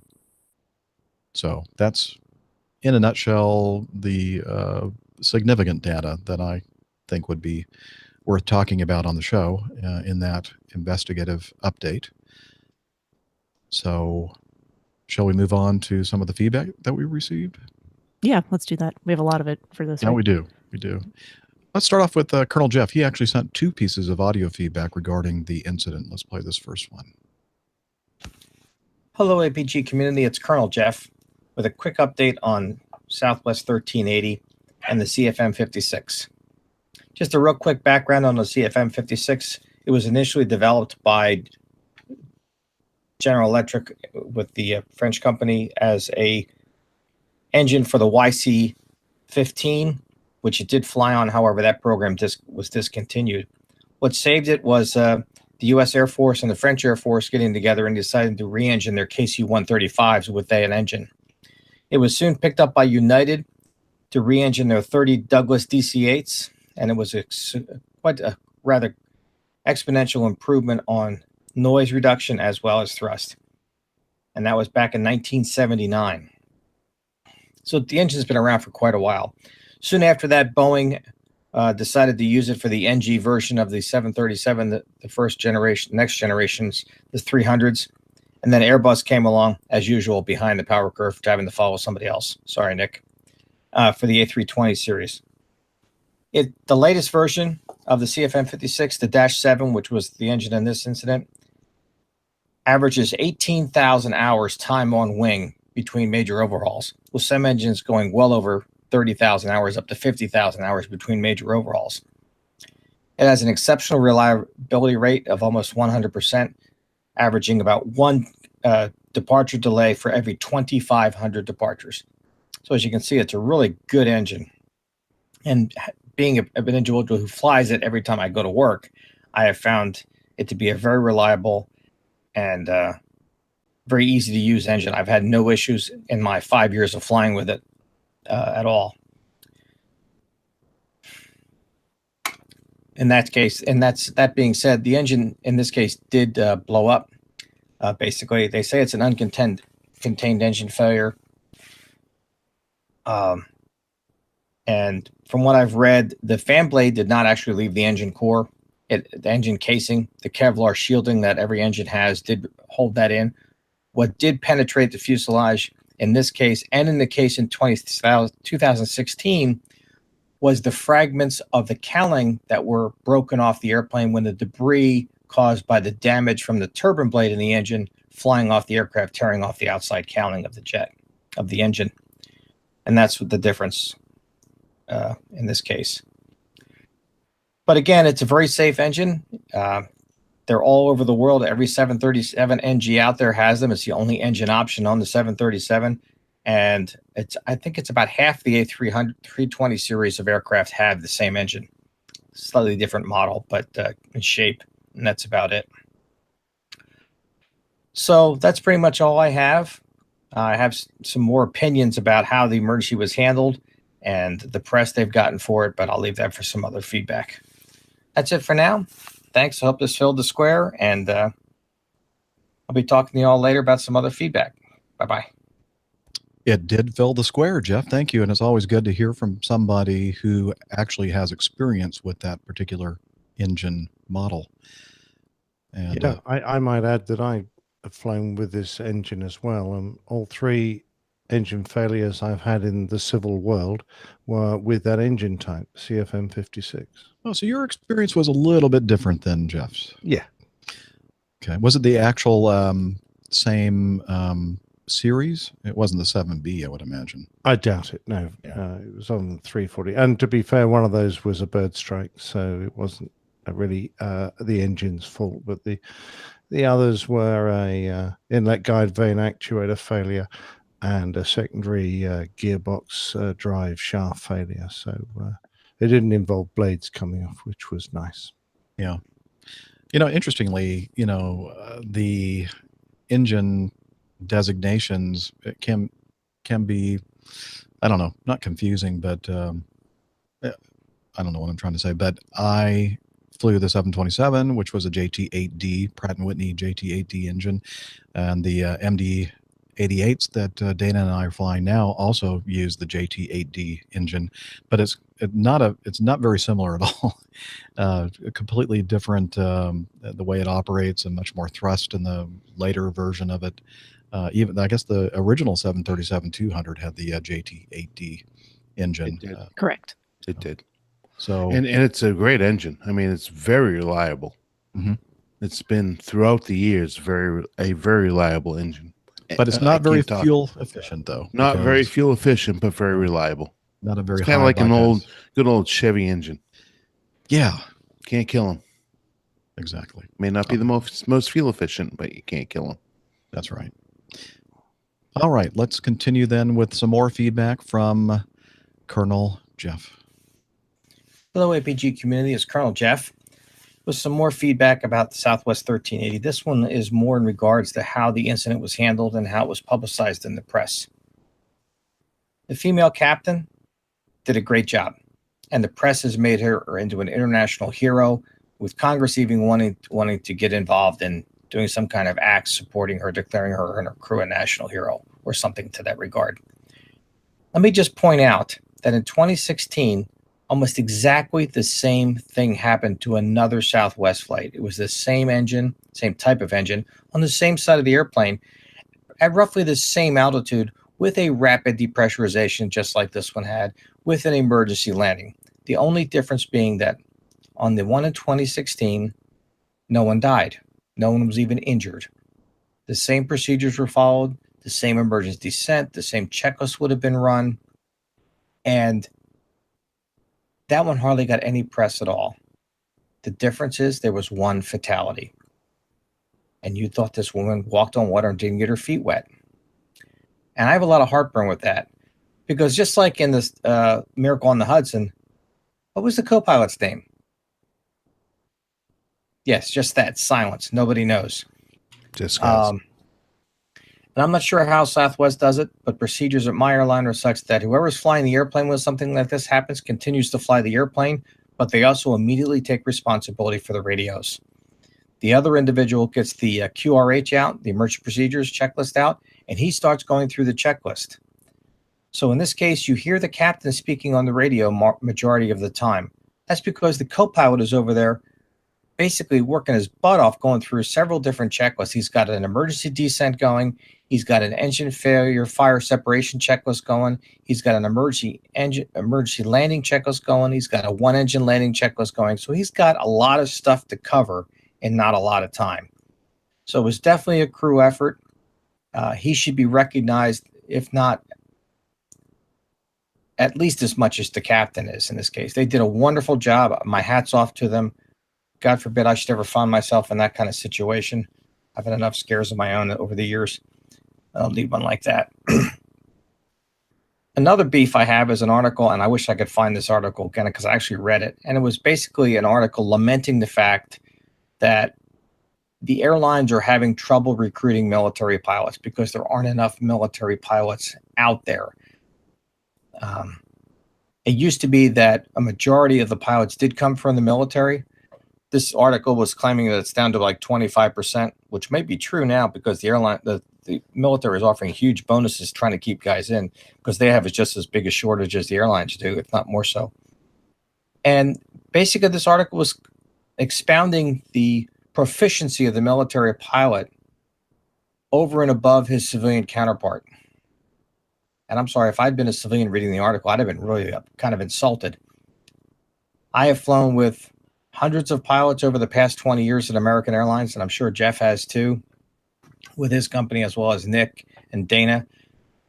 And if you don't know a guy's background, you could not tell from his flying abilities what his background was. I've flown with civilian guys who are extremely good, extremely competent. I've flown with military guys who are awful, and vice versa. To me, the difference between an exceptional pilot and an average pilot at the airlines is an attitude. It's an attitude of being professional. It's an attitude of being competent. It's an attitude of staying up to date on your systems, understanding and knowing your airplane. And that's the difference in pilots, not whether they came from the military or whether they came from civilian background. So I'll get off my soapbox now. Hope you're all enjoying whatever else is going on this particular episode. Take care and God bless. Hey, Captain Jeff, Dr. Steph, Captain Nick, and Captain Dana. Christian Base here in Toronto. This is my first voice feedback. I was just listening to episode 320 and your discussion about Southwest Flight 1380 and the news coverage constantly referencing the fact that the captain was female, and most of you seem to feel that it was mostly unnecessary. I think you all have the benefit of being in pilots' lounges and seeing a lot more females with stripes on their arms than there used to be. However, I don't think it's normalized yet for the general public. On the unfortunately rare occasions that I fly, the captain and first officer are still more often than not male. Now, perhaps some of the airlines in the US have become more gender balanced more quickly than here in Canada, but that's my layperson's observation. I know that as the father of a young teenage daughter, I regularly still feel the need to highlight occurrences of females in, shall we say, non-traditional roles, especially in STEM, which I'd say aviation falls into. Now, perhaps those are my own unconscious biases at play, but at this early point in her life, she's now eyeing a career in engineering, and perhaps a little of my reinforcement has had an effect on her early decision. Later in the news segment, when you were discussing the F-22 Raptor that went for a belly rub on a runway, you unconsciously assumed that the aviator was male before correcting yourself. And that just reminded me that those unconscious biases die hard, and maybe we do still need to explicitly normalize women in the cockpit. Finally, I'd also look at the hosts of APG and note that only 25% of you are female. Now, that may be other factors at play, such as a very small sample size, or maybe Dr. Steph is just a glutton for punishment for hanging out with the rest of you lot. Who knows? However, in my limited browsing of other aviation-related webcasts, the only female hosts I've found happen to be flight attendants. But then again, maybe podcasting is just a male-dominated area for other reasons. So those are my 5 Canadian cents, which, since we don't have pennies anymore. Have a great day, and thanks for continuing to keep infecting us with APG syndrome. Blue skies and gentle zephyrs wherever you're headed. Thank you, Christian. A great counterpoint, I guess, or another perspective, I guess, is probably best. Yeah, he's not incorrect though. And actually, it's a very low percentage of professional airline pilots are female. It's around the 5% mark. Mm-hmm. And I was actually looking. I actually have a spreadsheet somewhere on my computer that lists, I think it's from last year, of the major airlines in the U.S. and Canada and some places over in Europe. And they're all around the 5%. Some are slightly higher, slightly lower. I wanted to say it was actually Air Canada or WestJet or someone in one of the airlines in Canada that had one of the highest percentages, but I could be wrong about that. I was trying to find it. I can't find it right now because I didn't prepare. The percentages are growing rapidly. They are growing rapidly, and I think that's going to start changing very quickly. But so as of last year, that's what it was. So yes, he's not incorrect. Yeah, I know what chart you're talking about, and it's on average, I think at Acme it's 6%, and United is one of the biggest legacy carriers. They're only about 9% or something. You know, I don't think anyone was as high as 9% from. Really? Okay. Yeah, from the stats I saw. Yeah, so you know, we need to turn that around, and but as we've always said on this show, anyway, that you know, we don't care what color you are or what kind of stuff you have in your pants. You know, it's about, you know, doing the job. You have the capability to do it, then do it for goodness sakes. You know, but we definitely need to encourage our young people that they understand that this is an equal opportunity workspace, and things, you know, were different a few years back, and they're slowly changing, but they're changing in the right direction at least. And they smell a whole lot better than you do too, Jeff. The parts in the pants or the people? No, the girls wearing the perfume. Oh yes, they do. You're right. I guess not them being sexist at all. But yeah. What honestly, about guys? I smell guys that smell really good. No, thank you. Guys, That's just not my well, style. well, you can't say that, Dana. They're just, they're just pilots. They are pilots. So if you get a guy wearing perfume, that's fine. That's Pilots true. with- That is very true. A guy could be wearing perfume. I just thought of something. And that would be nice. A potential for a money-making enterprise. Let's come up with some kind of a pilot perfume. Yeah. I'm afraid to know what that would Airline actually pilot smell like, perfume. so let's not. Okay. It smells a whole lot better than me not taking a shower for 3 days. Hey, just real quick, I did come across, I'm actually not sure where, I think this came from International Society of Women Airline Pilots. So some statistics here. Jeff, you are correct. United has the highest percentage. It was 7.4%. Lowest was Norwegian at 1%. Huh. That's interesting. Airline very similar to Acme, 4.5%. Really? I thought it was 6. An airline very similar to Acme Red, 3.2%. Boo. And I was thinking of Air Canada, they're only at 5.5% for some reason. I'm not responsible for recruitment, thank the Lord. I'm just, inquiring minds will want to know. So those are 2018 numbers. Yeah, pretty current then. And around the world, 5.18% of the world's professional airline pilots are female. And increasing. That's a great. I mean, if we pull the numbers just from 5 years ago, I'm willing to bet that number would be a very large number. Holding around 5% for a long time, but has it? Well, disregard that last statement. Then disregard that. I mean, that's surprising to me. But I think you're right. I think we are moving in the right direction. I think you see that. So what we don't have here are the regional numbers. And I would venture to say that if you fly a lot with regional carriers, you're going to see a lot more female pilots because more and more female pilots are going through, or more and more females are going through flight training, becoming pilots, getting their foot in the door, especially in the civilian world and moving up through the ranks there. So I think those numbers are going to be changing. And just based on anecdotal evidence, which is not scientific in the least, I'm hearing a lot more female, at least what sounds like female voices on the radio. So again, I don't want to offend anybody. Maybe that's just a person that doesn't have a lot of testosterone. Could be a guy, whatever. So could be. I'm okay with that. Not that there's anything wrong with that. Nobody knows the nose goes and the door's closed. Keep digging, guys. Keep digging. You see how I stopped talking a long time ago, Nick? HR is on the case now. Yep. No, what's nice about that is you give me a nice big pause in the audio file where I can find that offending statement. No, I'm just kidding. That long It's not offensive at all. I know, I'm just kidding. Let's see. Some more feedback regarding Southwest 1380. Ivan writes, he says, this is for Steph. Question. The lady suing Southwest for post-traumatic stress disorder, PTSD. Isn't it a wee bit early to make that diagnosis according to the DSM, which I'm sure that Steph will be able to tell us what DSM means? It is the Diagnostic and Statistic Manual of Mental Disorders. They're on their 5th edition. So it's the DSM-5, I believe. I'm not a psychiatrist, so if I got that wrong, I'm sorry. But I think that's correct because it was the DSM-4 when I was in school, and I think they've come out with anyway. So yeah, I had to do a little research on this because I don't make this diagnosis ever in my patients, fortunately. But there are, 8 criteria for the diagnosis of this particular illness. Each of the criteria have several different bullet points under them, and for some it's 1 required, for some it's 2 required. But you get to criteria F and it says required, symptoms last for more than 1 month.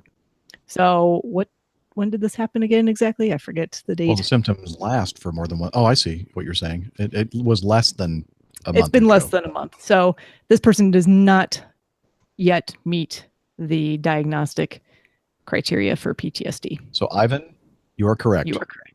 Yes. Ding. Ding. Yeah, where's the bell here? I should have had that ready. Steph, you should have cued me on I'm that. sorry. Okay. Well, we're relying on Ivan for our accuracy stats now. Well, we got to rely on somebody. Obviously, we can't do Hey, it. I've had a lot of statistics in this particular feedback section Yeah, here. So very good. I'm doing my best. Right. Doing my part. Look, a girl doing math. Wow. Wow, Shaq. Yeah. Now, that is very sexist. I know. I'll facetious. I'll stop immediately and go back to the kitchen. Please. No, that's my job. No, I should be barefoot, naked in the kitchen. I just can't be pregnant. Oh, I'm not sure about the naked part. Barefoot, naked, No, not I so think we much. can do without the naked. Wait, part, where's I Julie think. when I need her? I don't know. I need some defense here. All right. Hey, Paul in New Jersey, Hi, Newark, Paul. Liberty. Hey, Paul.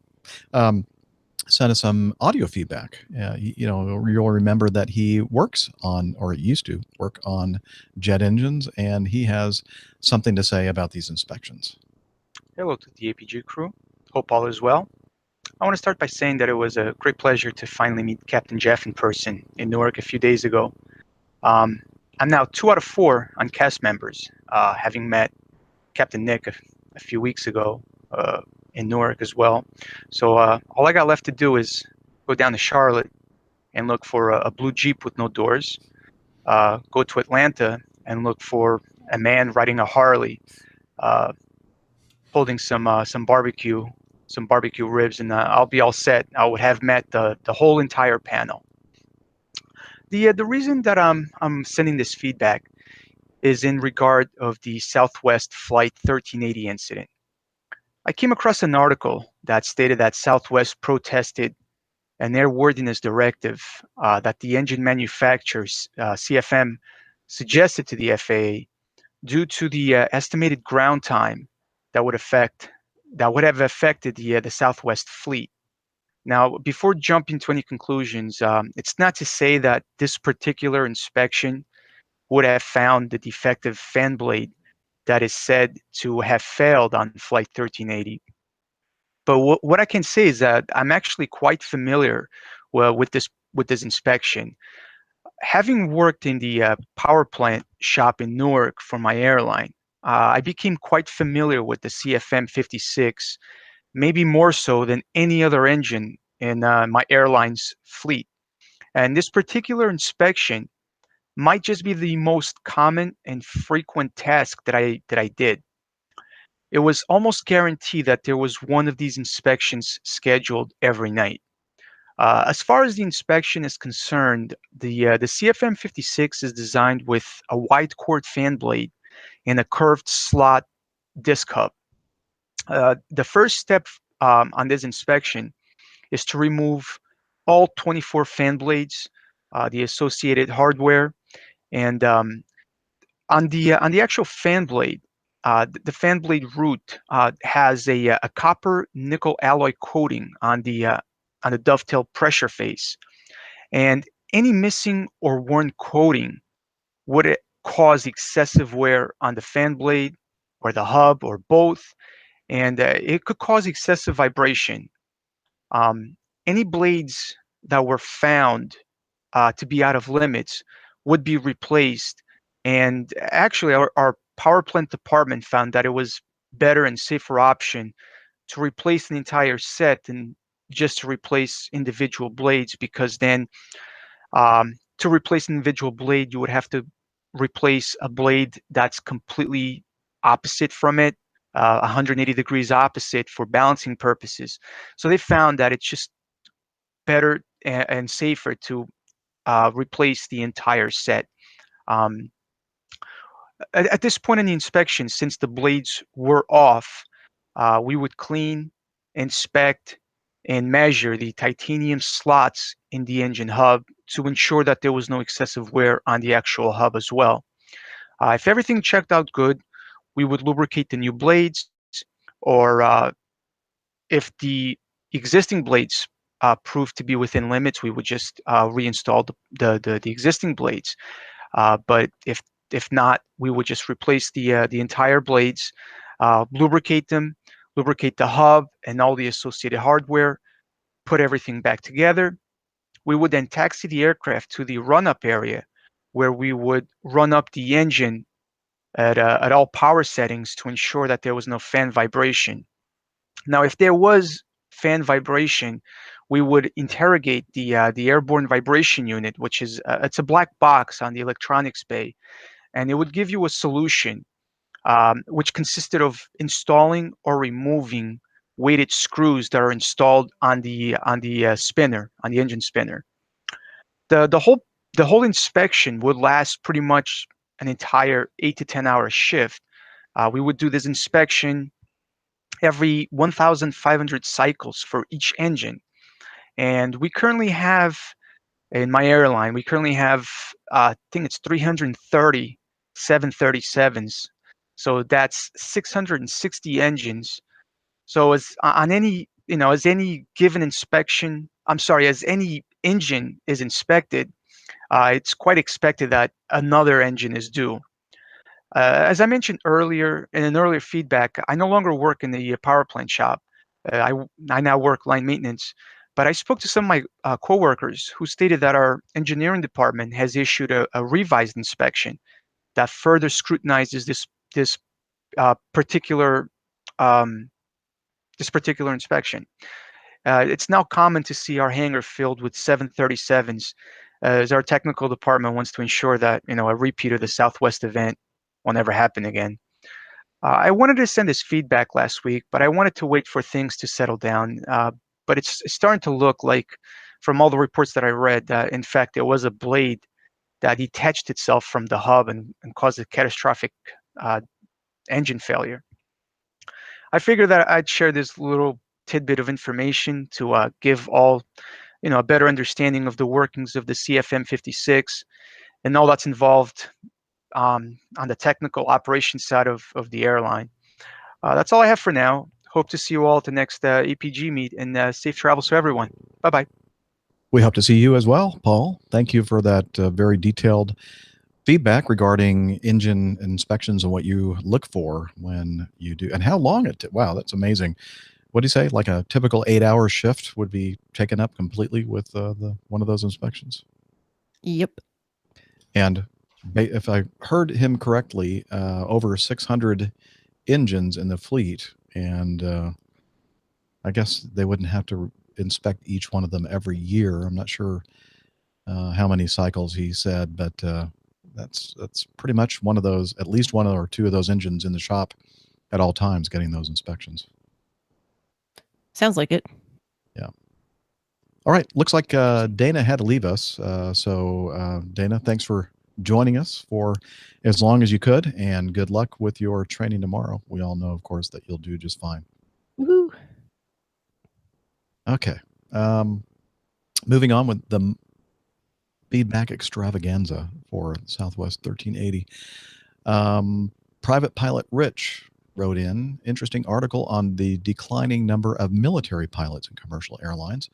It says that Acme's sister airline, Delta, went from veterans making up 98% of new hires 20 years ago to less than half today. Have you noticed this at Acme? How about Acme Red, Captain Nick?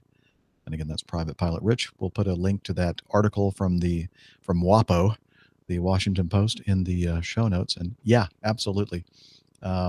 Acme, very similar to Delta, hired mostly military pilots around my time frame, and probably for the next 10 years thereafter. And that has necessarily decreased because the number of military pilots emerging from the military services has really decreased quite significantly over the years.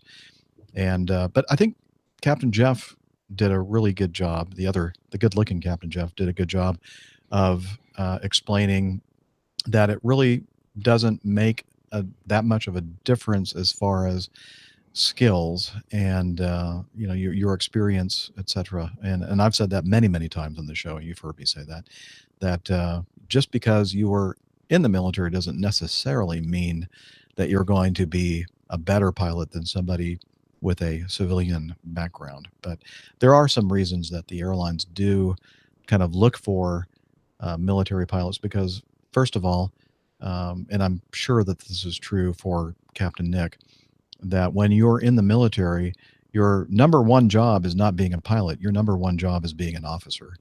And that kind of makes for a person with certain characteristics, leadership styles, etc. And being a skilled aviator as well, because those of us who have been through military training, flight training, know that if you're not that great of a pilot to begin with, you get weeded out pretty quickly.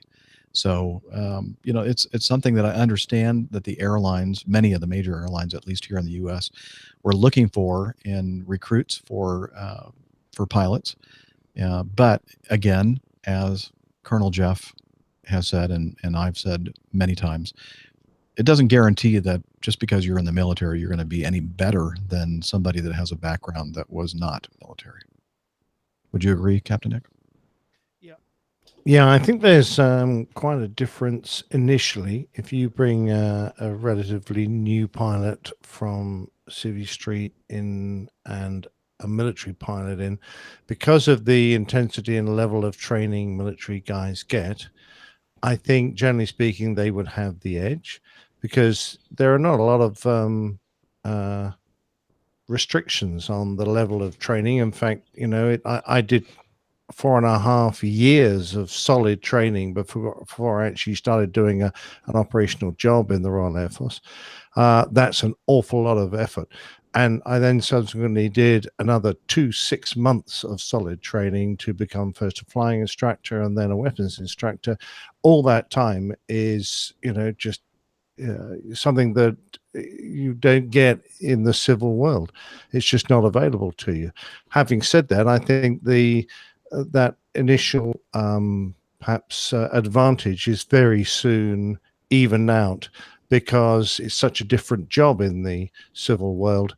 The amount of time you spend in there, you very quickly realize that there's so many different things to think of in civil flying that that your military training just doesn't prepare you for. It doesn't adequately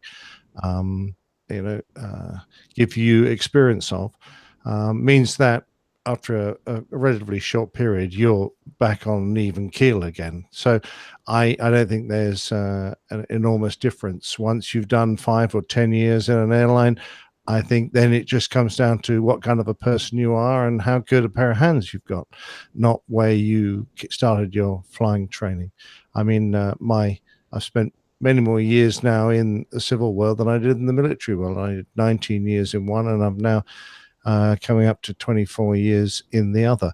So,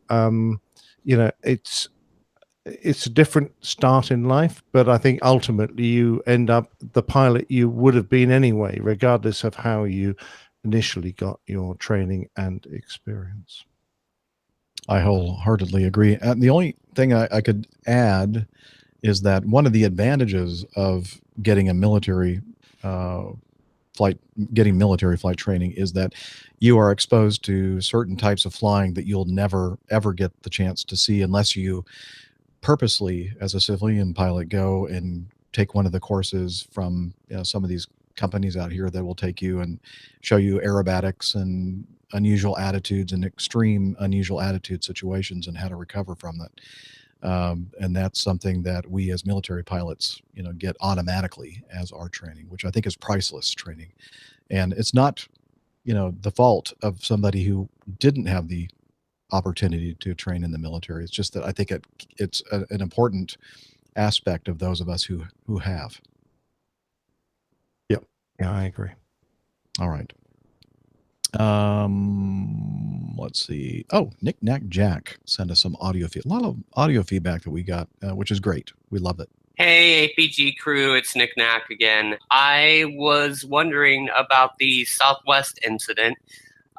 Listening to the ATC tapes, they didn't actually, from what I heard, declare an emergency. Obviously, if you say you have a fire in an engine and you've lost an engine, your single engine, I think the emergency would be implied, but I don't remember them actually declaring an emergency. And I was wondering if that's an issue at all, or would that come into play in the NTSB investigation? Just wanted to get your input on that. And I had something else, but it slipped my mind. So I'm going to keep simming because that's what I do. And people can find me nicnacjk.net, FS Ride Along in iTunes. And till next time, keep the blue side up. Bye. Thank you, Nick Knack. He also sent another piece of audio feedback, which we'll play on a future episode.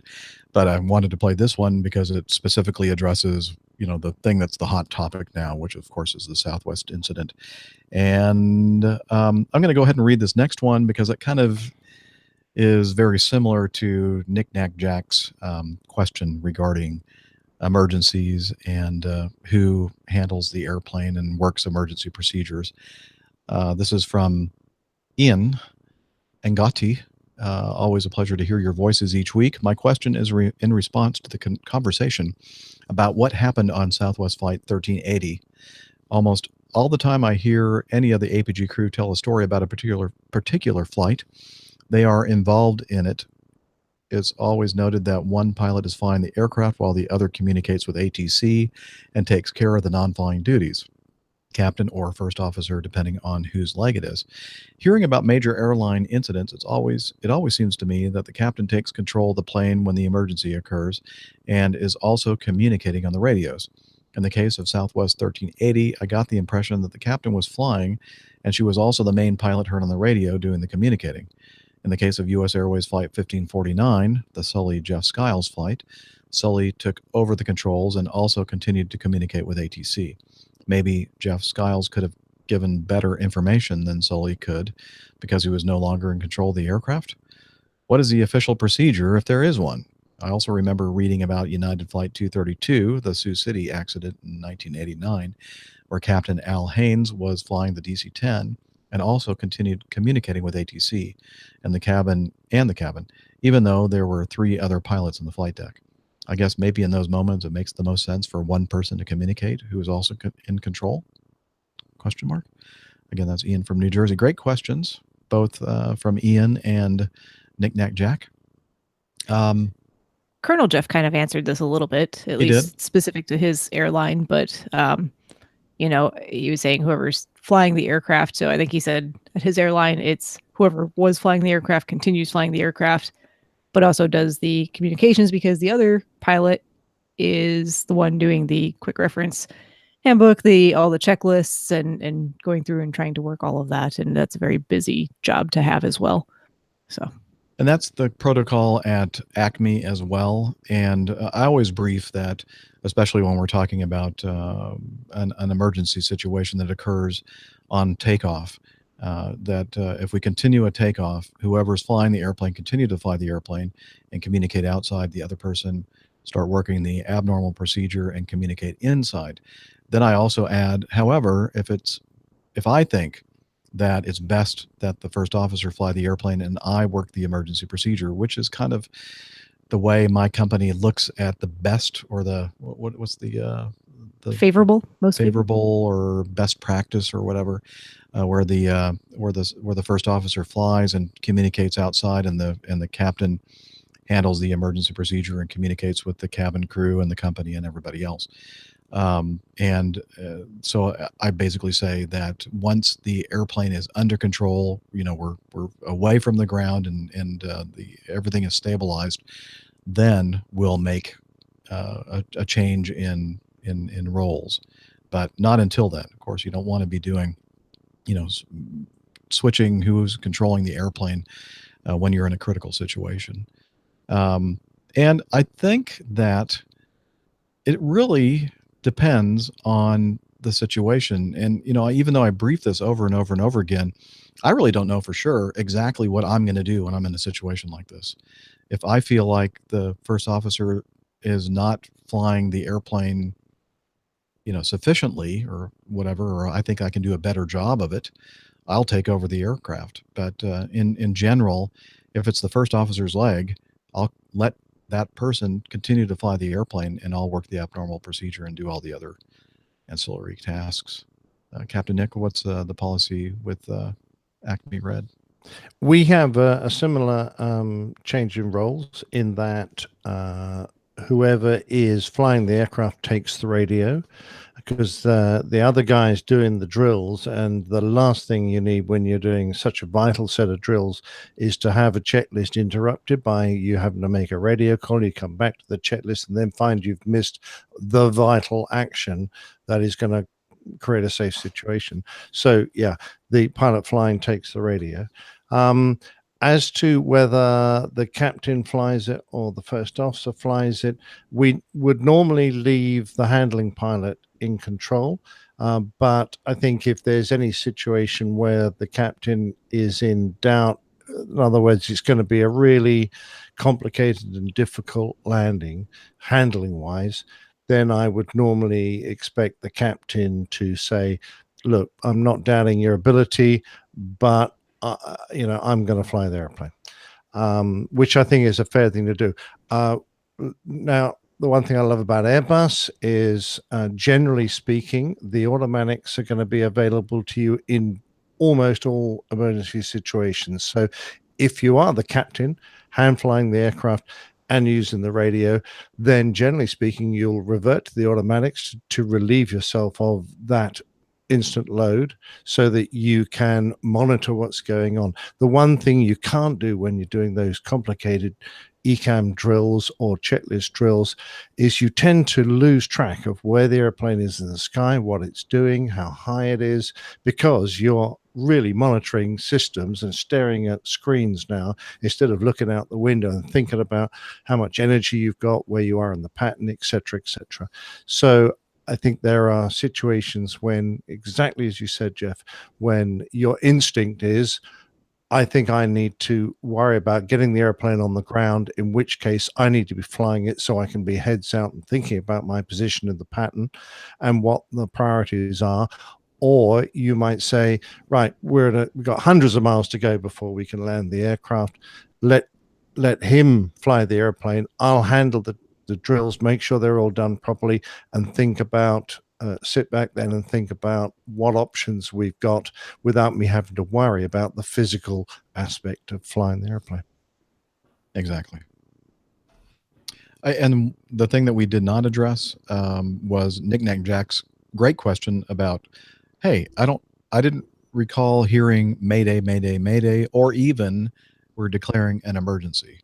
But I think that Knick-Knack Jack's feeling about this is that air traffic control knew immediately, based on the communication, that they have lost an engine and they have a rapid decompression or rapid pressurization issue, or that it's an emergency situation. It's pretty severe, and so technically an emergency was never declared, but I think it was implied.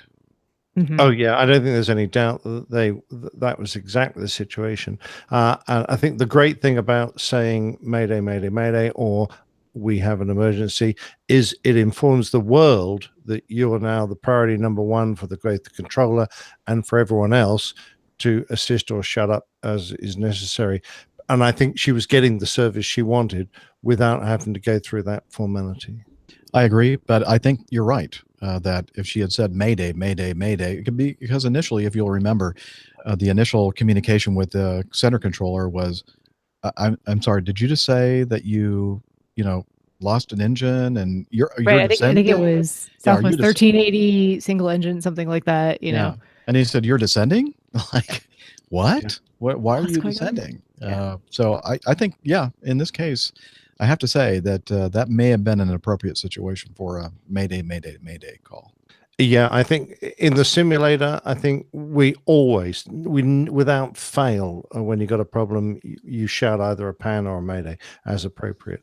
I think perhaps in the air, she was being very cool. Perhaps, she so cool that she actually omitted the important bit of getting those few words out. Yeah. It's one of those things you look back and you go, oh, I didn't actually say that. Yeah. Perhaps in her mind she did. You think it and then just never actually say it. But that's where training and simulations come into play, I suppose. And, as we mentioned many times here on this show, the use of, even in the simulator, of Mayday, Mayday, Mayday, or Pan, Pan, at least in the U.S., is very uncommon. Mm-hmm.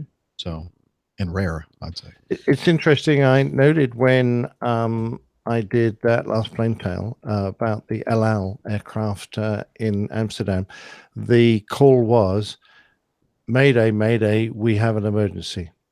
So they covered both bases. Exactly. And I wonder if that was part of El Al's training, so that whatever country they were in the world, the controller would understand one set or other set of emergency declarations, I think, Right. which I think is actually a good way around the problem of some countries don't necessarily use the ICAO standard.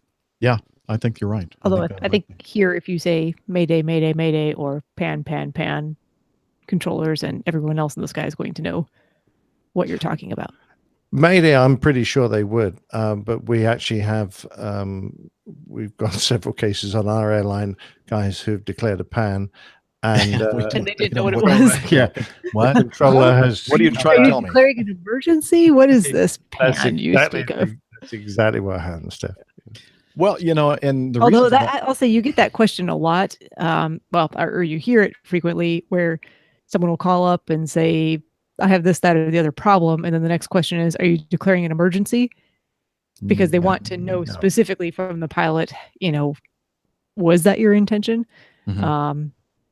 Again, I guess pan isn't common enough to make that distinction. Interestingly, in the military, it was either an emergency or a precautionary, which equate to Mayday, Mayday, Mayday, and Pan, Pan.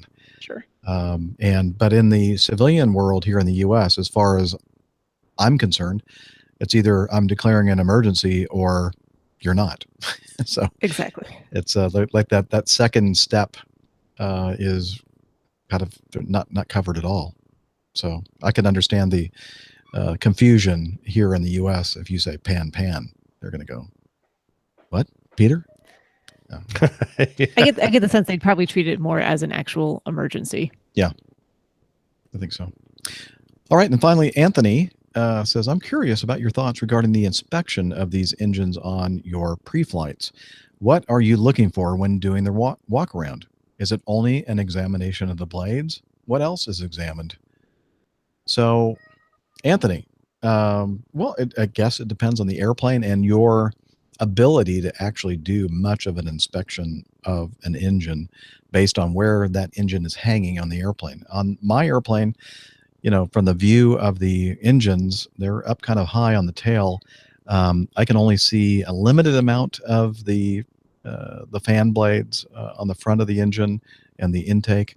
And unless I walk way far behind the airplane, I don't really see much of the exhaust of the engine either. So it's the main thing that we're looking for, at least on the airplane that I fly, when you're doing a walk around is not so much the condition of the fan blades, but more is there oil leaking out of this thing or other fluids that are not supposed to be leaking out of the engine, and making sure, of course, that there actually is an engine there on the airplane, which is obvious. But what about you, Nick, when you're doing a walk around looking at those engines hanging on the wing? Yeah, we of course get a pretty good view, and you get so used to looking at a good serviceable engine. I would hope that if something was missing, wrong, it would catch your eye. But generally speaking, you're looking for evidence perhaps of a bird strike on the previous flight. You're looking for evidence of blade rubbing, nicks, dents, whatever on blades, etc. I remember one of our captains on the 747s in the old days doing a difficult walk around in foul weather at night, spotted some quite severe damage to the fan blades. And of course, the engineers already done all their inspections. If he hadn't have been sharp-eyed, they might well have had an engine failure on the next flight. So that was, that's really what you're doing. You're looking for unusual evidence of oil underneath or any fluid underneath the engine that indicates perhaps you're getting an excessive amount through the drains. That's the only place you should get fluid out of the engine drains. If it's leaking from somewhere else, then there's probably a problem. And I just have a good old look around any stains and discoloring perhaps down the back end that might indicate that the flame isn't coming out of the back of the engine evenly. And I just make a note. And I let the engineers know and ask them to go back and re-inspect, because ultimately I'm just making a general, do I think this aircraft is fit to fly? And he is the expert that's going to tell me ultimately whether it is or not. So that's all I do really on a walk around. Yeah, we're looking for the big picture, basically. Yeah. And After all, in their military days, I used to check that every panel was buttoned and everything was tied away and sorted. But of course, when I do my walk around an airline, all the doors are open, there's panels open, because people are still working on it. Yep. You know, I couldn't possibly do a walk around when it's all buttoned up. That's the time I'm about ready to push. There's a lot of trust involved in airline flying. Absolutely, yeah. And as far as this incident with the CFM 56 7B engine, there's no way that any pilot would have seen this fatigue crack, or I don't even think there was a crack. No. It was just something that you unless you had a borescope or a I'm sure you can't see that with the naked eye. No. There's no way. Yeah. A good question, though. Good question. All right. Finally, we're moving on to something other than Southwest 1380. The second item in our feedback folder, Thomas, he sent this in a couple months ago. Sorry, Thomas, it's taken us so long, but I thought it was worth mentioning because this looks like a pretty hairy situation. It's a military situation or a military incident. A two-seater EA-18G, which is what they call a growler. It's a low well.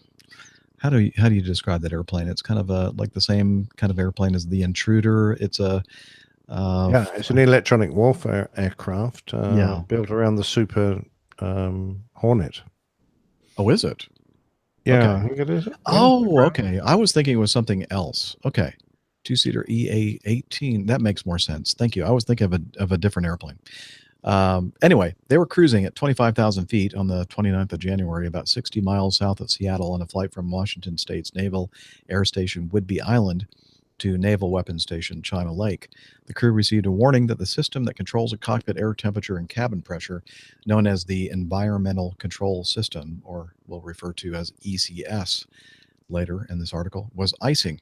By the time the flight was over, an elite aircrew with Air Test and Evaluation Squadron 9 was being rushed for medical treatment, and yet another failure of the Growler's environmental control system, one not seen in any of the previous physiological episodes linked to the ECS, was raising new concerns in the Navy's Sisyphean fight to stop physiological episodes from putting pilots at risk in the sky. I wish I had read this paragraph. You did very well, I thought. Yes. Wow. Hardly a pause. Not noticeable. I at all. saw Sisyphean. I went, oh my goodness, here we go. The temperature inside the cockpit suddenly plunged to temperatures reaching minus 30 degrees. Yikes, that's cold. And a mist pumped into the cockpit, covering the instruments and windows in a layer of ice, rendering the pilots almost completely blind, according to several sources familiar with the incident and an internal report obtained by Defense News. The fog inside the aircraft iced over the instrument panel, forcing the pilot and electronic warfare officer to use a Garmin watch to keep track of their heading and altitude, while air controllers began relaying instructions to the crew. The pilot and electronic weapons officer, EWO, were forced to use the emergency oxygen supply, which was completely depleted by the end of the flight. A heroic effort by the two-person crew and the ground-based controllers managed to guide the aircraft back to Whidbey Island, but both pilot and EWO suffered serious injuries due to frostbite. The air crew suffered from severe blistering and burns on hands, according to the Navy internal report. The air crew was treated upon landing. One of the air crew is already back in flight status. The other is not yet back in flight status, but is expected to make a complete recovery. Anyway, so the article goes on, which we'll include a link to in the show notes, about environmental control system failures, and here we go. Legacy Hornets. Okay, I didn't catch that before when I was looking at the article, Nick, but thank you for making that point, that these are part of the F-18 series of airplanes. Yeah, I was reading some of the other problems they've had. This overpressurization sounded a nightmare. Oh my gosh. Tell us about that, Nick. What does it say about that? It says here 2 years ago, a pilot and EWO were horrifically injured when their cockpit overpressurized and exploded, shattering the plexiglass canopy, sending shards in all directions.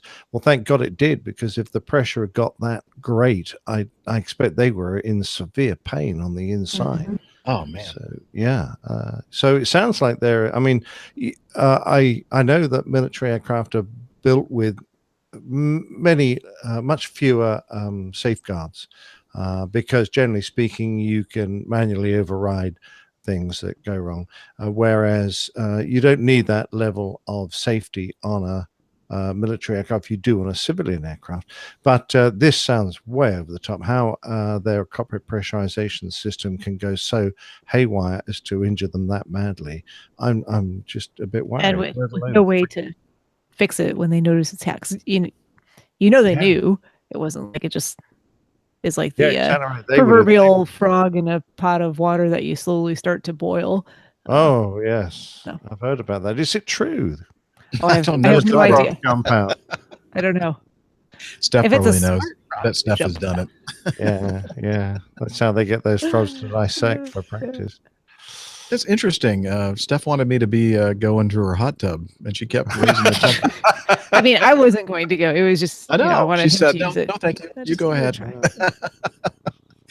Let's see. So, did you ever have or hear about any of these kind of issues in the? The classic seemed to be a well sorted airplane by the time the Australians got it, and I mean the only thing that we ever whinged about was the oxygen system.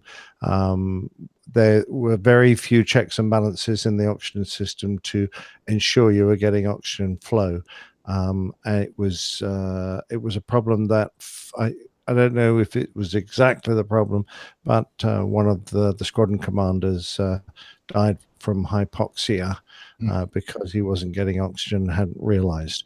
And that sort of thing is not good. You need, if you're not getting sufficient oxygen flow, you really do need to have a warning system, because as your senses become blurred by hypoxia, you're much less likely to spot it than you would if you had a warning blaring at you. Yeah. Okay. Well, thank you for that feedback, Thomas. I believe he's in Asheville, which is a beautiful place in North Carolina. Indeed. And let's see, moving on here. Back in the U.S., back in the U.S., back to the DPRK.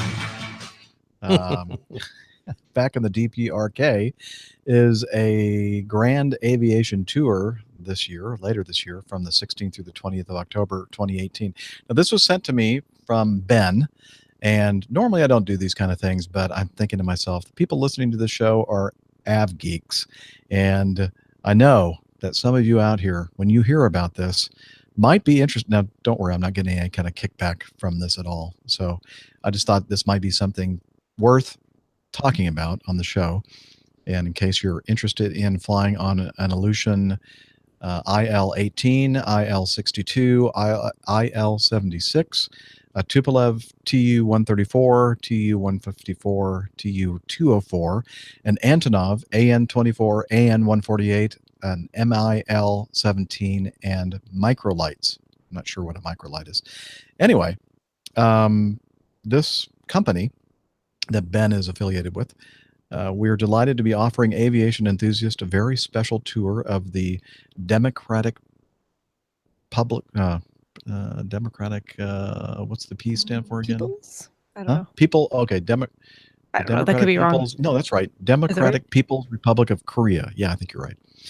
Learning from our 6 years of experience, we have refined the itinerary to create a time-efficient package that maximizes flying opportunities, condensed into only 4 nights with an optional 3-night sightseeing extension. It features flights on the entire Air Koryo fleet of aircraft, 9 types in total, several of which can now only be flown commercially in the Democratic People's Republic of Korea.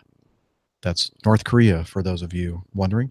Combining a mix of point-to-point flying, circular joy rides, and low-level panoramic city sightseeing, this really is a tour not to be missed for classic aviation enthusiasts, not least due to the rarity of the aircraft types involved. One never quite knows when they will cease flying in the future. So anyway, information about this will be in the show notes. And, you know, I'm looking at the prices here, and they don't look really that extravagant, to me. No. I think Not for all that flying. no. I mean, if you're a hardcore av geek and you've always wanted to fly some of these, Soviet Union era jets or aircraft, I think that this might be something right up your alley. So check out all the information, and I am correct, aren't I, that the DPRK is North Korea? Correct. Yeah. Okay.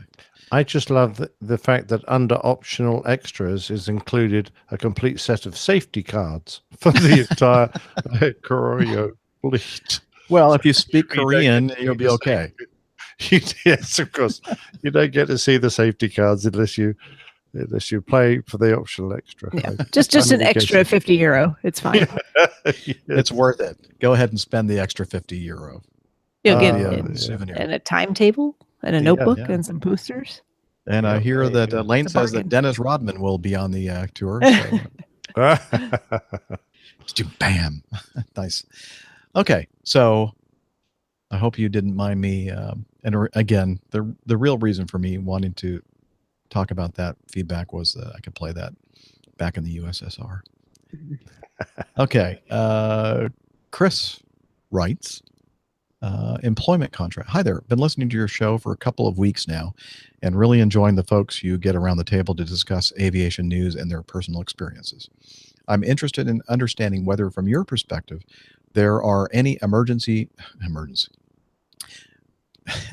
I'm interested in understanding whether, from your perspective, there are any emerging trends in aviation in how the cabin and flight crew are employed. From my research, we are seeing slight increases across low-cost and network carriers in their employment of staff on fixed-term contracts and part-time contracts, but also increases in pilots who are self-employed. I wonder if, from your perspective, or your guests, whether they have any particular insights into this as well. I'm working on a research paper as part of an aviation study. So that's from Chris, and so we're happy to help you out, Chris. I think I don't know much about these fixed term or part-time contracts or self-employed contracts. In fact, when I heard that some of the carriers over there, like is it EasyJet and Ryan, where this is something that's been going on for a while, I'm surprised that even existed, because I'm in this world here in the U.S. where these things really don't exist, or if they do, I'm not very aware of it. But I have a feeling, and Steph and Nick will be able to state what they think about this. I have a feeling that even in parts of the world where these things are pervasive or are in use, are starting to be trended out, or they're starting to get rid of these kind of contracts. But what do you think, guys? Well, sorry, Steph, I'm going to burp. No, go ahead. So you carry on. I actually had the same moment there myself. I don't know a whole lot about it. I can tell you a whole lot more about independent contractors from a medical perspective, which does happen in some cases. There's pros and cons to it. I don't know at all from the airline employment side of things. But generally,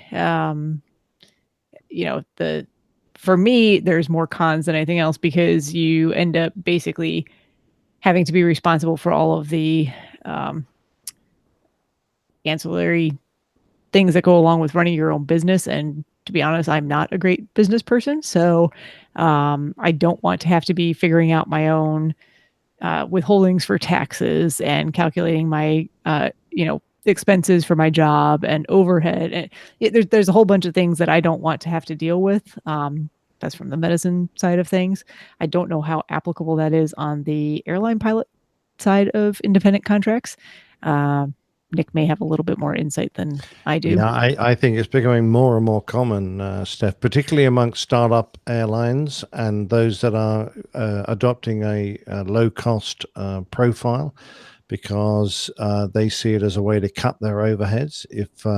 If they just pay a standard wage and have a middleman, a company who effectively the pilot has to employ himself through, then the the airline has no responsibility at all for the pilot.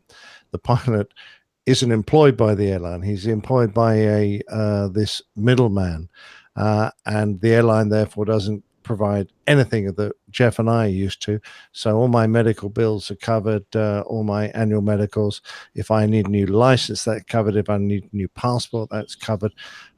All those costs are just standard, and I don't have to worry about them because there's an entire department that makes sure I have got a medical and I have got a passport and everything is done.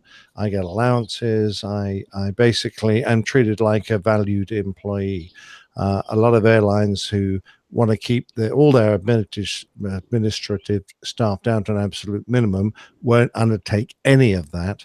And it'll be up to the pilot to organize his entire life. And for me, our job is hard enough as it is. We work, pretty long hours. And when you finish flying, particularly if you're working for a low-cost carrier based in a different country, you've got to get yourself home. You've still got all this admin to deal with. You've got to find time to organize this yourself and pay for it yourself. So I just see it as a way for an airline to get out of its responsibilities.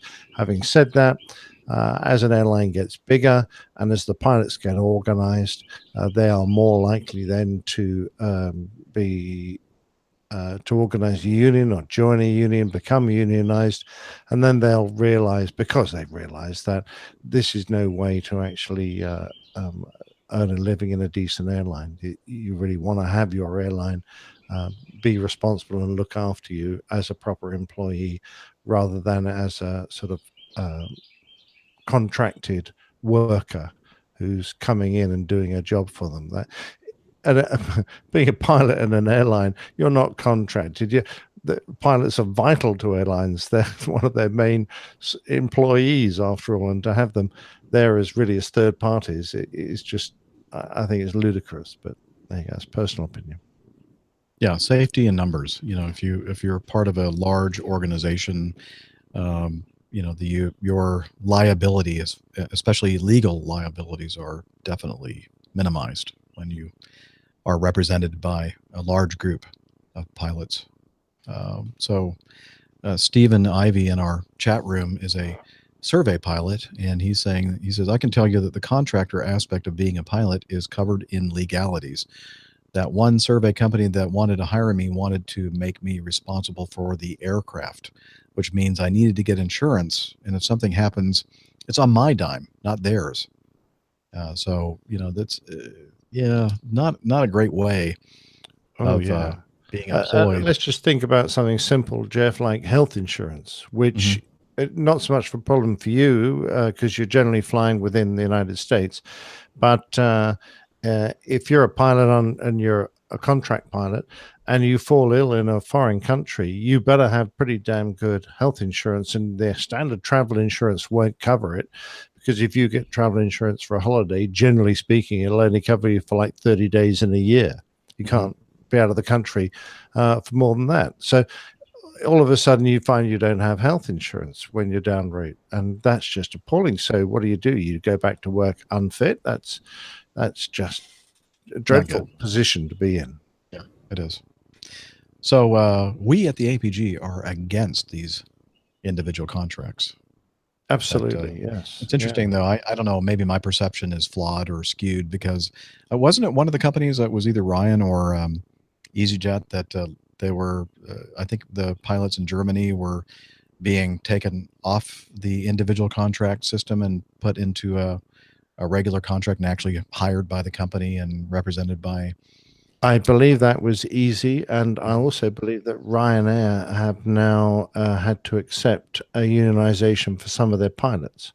So, but you see, they employ pilots from so many different countries, and they're all under individual contracts. It's very hard for the pilots to get together in a group. Huh. Yeah, well, we think it's a scourge of the industry, and it's our hope that these individual contracts or part-time contracts disappear. Yeah, and mainly not from a personal, we all want to make money, although of course we do. Apart from the joy of flying, we also want to make a decent working wage on it, but because of the safety aspects that it forces these pilots into to fly when they're not fully fit, or to do jobs that they wouldn't otherwise be happy doing because of the problems that they have with these part-time contracts. Excellent. All right. Time for this week's installment of Plane Tales. Yay. Take it away, old pilot.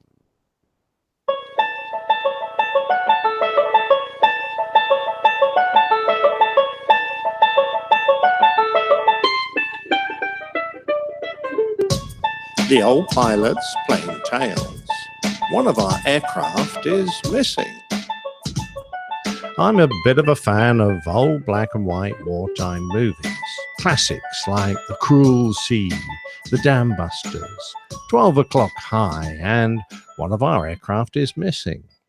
The title of that last one brought to mind the continuing speculation that surrounds the fate of Malaysia Flight 370, the Boeing 777 that disappeared over the South China Sea en route from Kuala Lumpur to Beijing. Whilst that is fairly recent and well known to most of us, there are a few other fascinating stories to be found in the dusty drawers of history. Let's take, for example, the case of Begich and Boggs. They were aboard a Cessna 310 out of Anchorage, bound for Juneau in Alaska. The date was the 16th of October 1972, and they were on a political junket, since Nick Begich was a member of the U.S. House of Representatives from Alaska, and Hale Boggs was the House Majority Leader for the House of Representatives and a member of the Warren Commission. The only other passenger was Russell Brown, an aide. The aircraft was operated by Pan Alaska Airways, but perhaps surprisingly, the pilot was only able to fly under visual flight rules, since he was the only pilot on board and the machine had no autopilot. Since the pilot was also the president of Pan Alaska and the chief pilot, it seems that he was well qualified for the flight ahead, but the weather did not look conducive to a flight under visual conditions. Departing from Anchorage, they set course to follow the airway Victor 317 and contacted the flight service station for the latest weather information. The flight service station specialist confirmed that they had appropriate emergency gear and a locator beacon on board, and then passed the pilot the weather for Cordova, Yakuta, Sitka, and Juneau, plus the pertinent area forecasts. Ahead of the small craft was the Chugach mountain range, and the conditions along that proposed flight were not appropriate for a flight under visual rules. Indeed, their route followed the Portage Pass, which led through the high ground and was forecast to be closed due to weather. After speaking to Anchorage Flight Service, nothing more was ever heard from the Cessna. On board the aircraft, there was supposed to be an extensive survival kit, including food for each person for 2 weeks, and also an emergency locator transmitter. Since the aircraft itself wasn't equipped with an ELT, the pilot was supposed to be carrying a portable emergency transmitter. The chief pilot's personal ELT was found after his aircraft was reported missing in the cabin of another Pan Alaska's aircraft at Fairbanks. When the aircraft became overdue for its arrival at Juneau, a search was initiated, and considering the importance of the passengers, it was thorough and extensive. Almost immediately, an airborne HC-130 Hercules was diverted from its mission to commence a search that, for its time, became one of the most extensive in aviation history. Search areas were established which covered thousands of square miles and were covered numerous times by aircraft of the US Air Force, the US Army, the US Coast Guard, the Civil Air Patrol, as well as civil aircraft and helicopters. In addition, US Coast Guard cutters, merchant marine and fishing vessels covered the Prince William Sound, the Gulf of Alaska, and the Icy Straits area. Much of Portage Pass was also searched twice by ground personnel. Even after 39 days of intensive effort, neither the wreckage of the plane nor the pilots' and passengers' remains were ever found. The events surrounding the crash led to much speculation, suspicion, and numerous conspiracy theories, most of which centered on Boggs' membership of the Warren Commission, which was investigating the assassination of President J.F. Kennedy. Intriguingly, Boggs had dissented from the commission's majority, who supported the single bullet theory, commenting that he had strong doubts about it. The previous year, Boggs had also made a speech on the floor of the House, strongly attacking the FBI Director J. Edgar Hoover and the whole of the FBI. A month later, he went even further, stating that, "Over the post-war years, we have granted to the elite and secret police within our system vast new powers over the lives and liberties of the people. At the request of the trusted and respected heads of those forces and their appeal to the necessities of national security, we have exempted those grants of power from due accounting and strict surveillance." there is a bound as to why the aircraft went down and why it has never been found, none of which were lessened following the publication of a book by Robert Ludlum, The Matterese Circle, in which Ludlum suggests that Boggs was murdered to stop his investigation into the Kennedy assassination.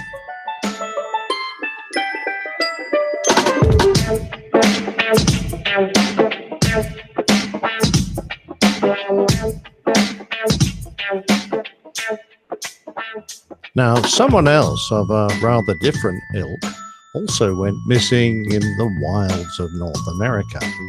The Flying Bandit was a Canadian criminal with a remarkable record of nefarious deeds. Ken Leishman was born in Holland, Manitoba, and grew up in a troubled home. Working as a mechanic, he learned to fly and purchased an old Aeronca aircraft, which he used to fly between the farms he visited for work. When the repair company he worked for closed, he decided to make his money in less honorable ways.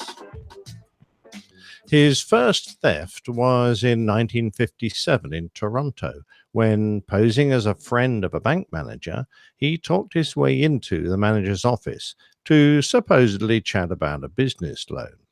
Once inside, he produced a gun and used it to persuade the manager to write him a check for $10,000. He questioned the poor man about his life and family and then coerced him to take him to a teller and cash the check, whilst using the knowledge he had gained to appear as his friend. Afterwards, he took the man with him to his getaway car and then let him go. A few months later, he tried the same trick again, but in a different Toronto bank. This manager was made of sterner stuff and refused to go along with Leishman, despite being threatened with the gun.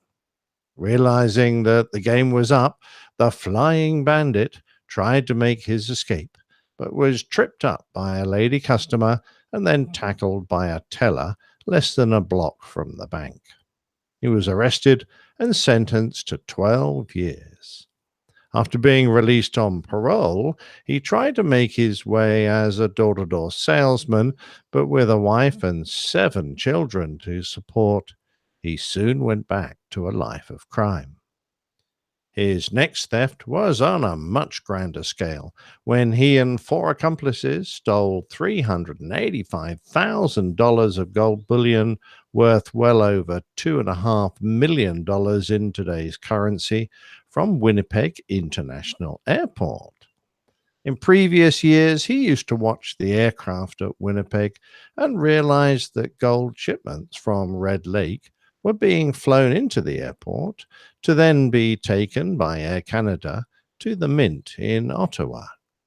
An accomplice was sent up to Red Lake to watch for a shipment to be prepared, whilst Leishman faked some overalls and acquired a few waybills from an unoccupied Air Canada desk. When a shipment left Red Lake, Leishman and his accomplices stole an Air Canada truck, drove onto the tarmac to meet the inbound aircraft, and, using the stolen waybills, persuaded the loaders to put the gold onto their truck. Their plan worked like a breeze, and they drove off considerably richer than they had been that morning. They first hid the ingots in a freezer and then a backyard, from which they planned to make a further move onto remote farmland, but a blizzard delayed them. The largest gold theft in Canada's history had, however, generated considerable attention from the police. Whilst they were waiting for the legendary blizzard of 1966 to clear, the local force, who were checking up on Leishman's associates, discovered the haul, and before long, the Flying Bandit was back behind bars, but this time of steel. However, whilst awaiting trial, he managed to escape, along with 10 others. Taking a Chevy from the parking lot and with roadblocks going up, he made his way to Steinbach. It was here that he managed to steal an aircraft, fully living up to his nickname, and with his gold heist crew, he made it across the border into the United States. Leishman was becoming something of a celebrity, so it didn't take long for a barman in Indiana to recognize him and call the police. He was soon being held in the Vaughan Street jail in Winnipeg, where he managed to pick the lock of his cell, overpowered 3 guards, and escape again over a fence. His final bid for freedom only lasted 4 hours, and this time he was sentenced to 15 years. He was known to be a charming man and a model prisoner, so only 8 years later he was released on parole.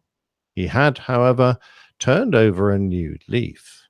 He moved to Red Lake in Ontario, where he became a bush pilot, and with his family opened up a tourist shop. The couple were, by all accounts, well liked by the community, and Ken Leishman even served as the chair of the local Chamber of Commerce. However, on December the 14th, 1979, at the age of 48, Ken was performing a medevac flight out of Red Lake when his plane disappeared in northern Ontario. The following spring, a Canadian Forces search flight found the wreckage.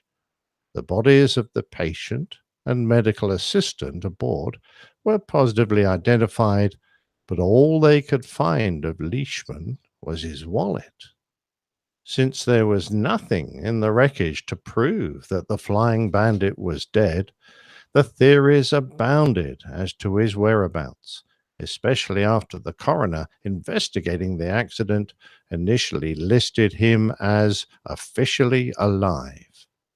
Given his colorful past, there has been great interest in his life, and even a documentary, The Flying Bandit, plus a number of books, have added to his notoriety. But to this day, he has never been found.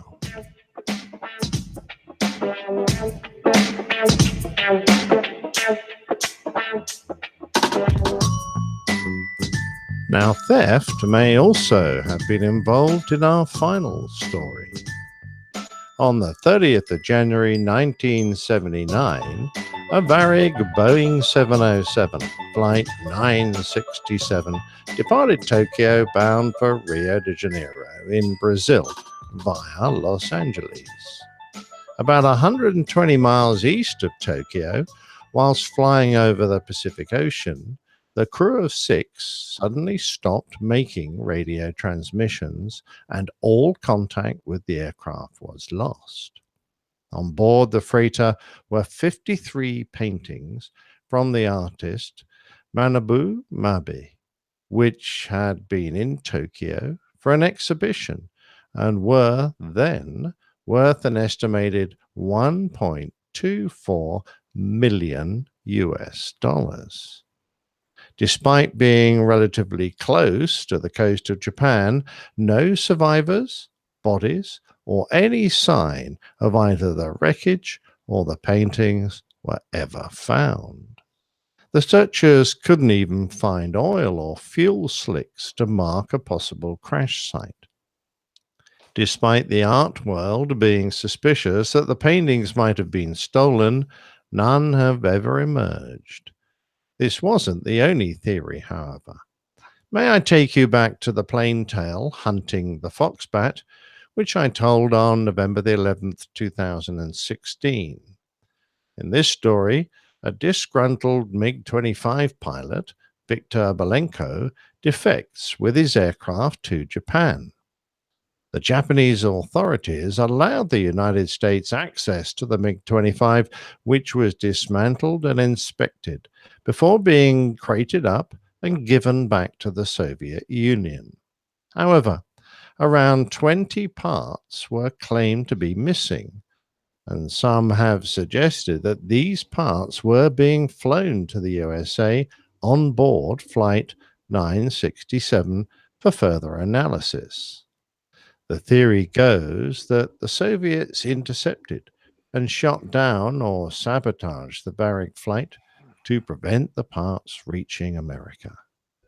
The official report into the loss gives the flight a more likely cause for disappearance and suggests that the crew became unconscious after the aircraft depressurized and, much in the way that Malaysia Flight 370 may have done, it continued on until it finally crashed into the ocean, never to be seen again. Aircraft disappearances always seem to enliven those with vivid imaginations, whereas the actual reason for a disappearance is usually much more mundane.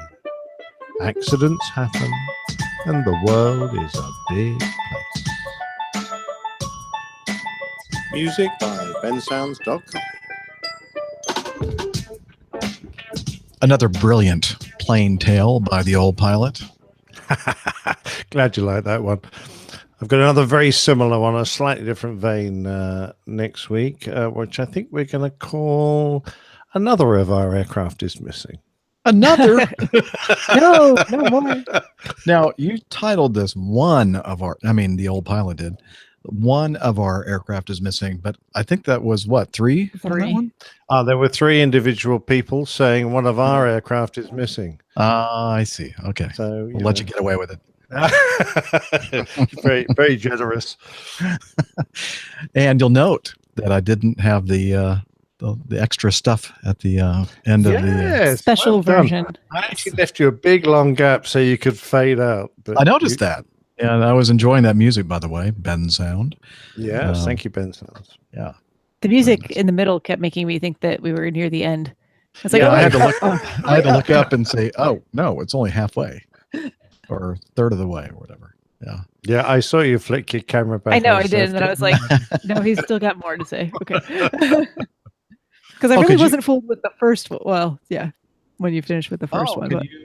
So you can still see the individual video thumbnails? Yeah.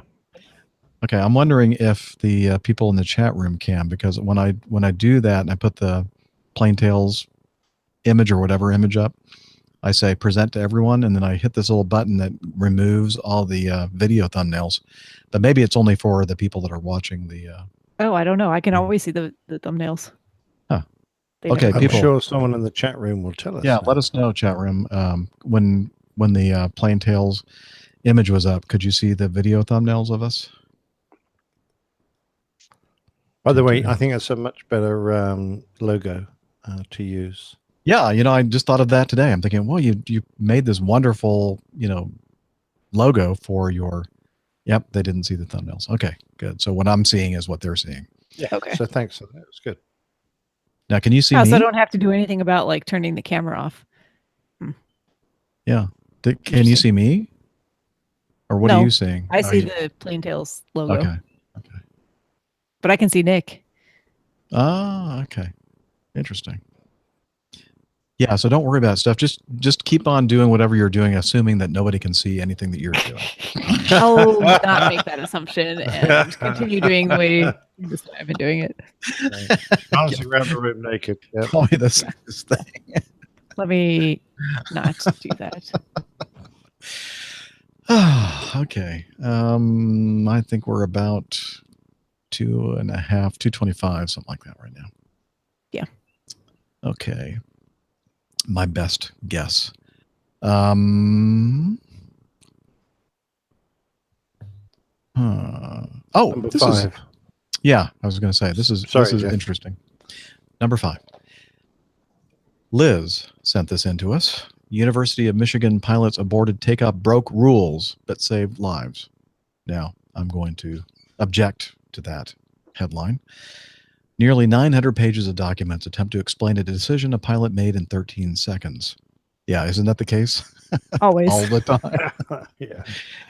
The National Transportation Safety Board released, just like the movie Sully, another example of it. Released a report last week as part of its ongoing investigation into the plane that was supposed to take the Michigan men's basketball team to the 2017 Big Ten tournament last March 8th.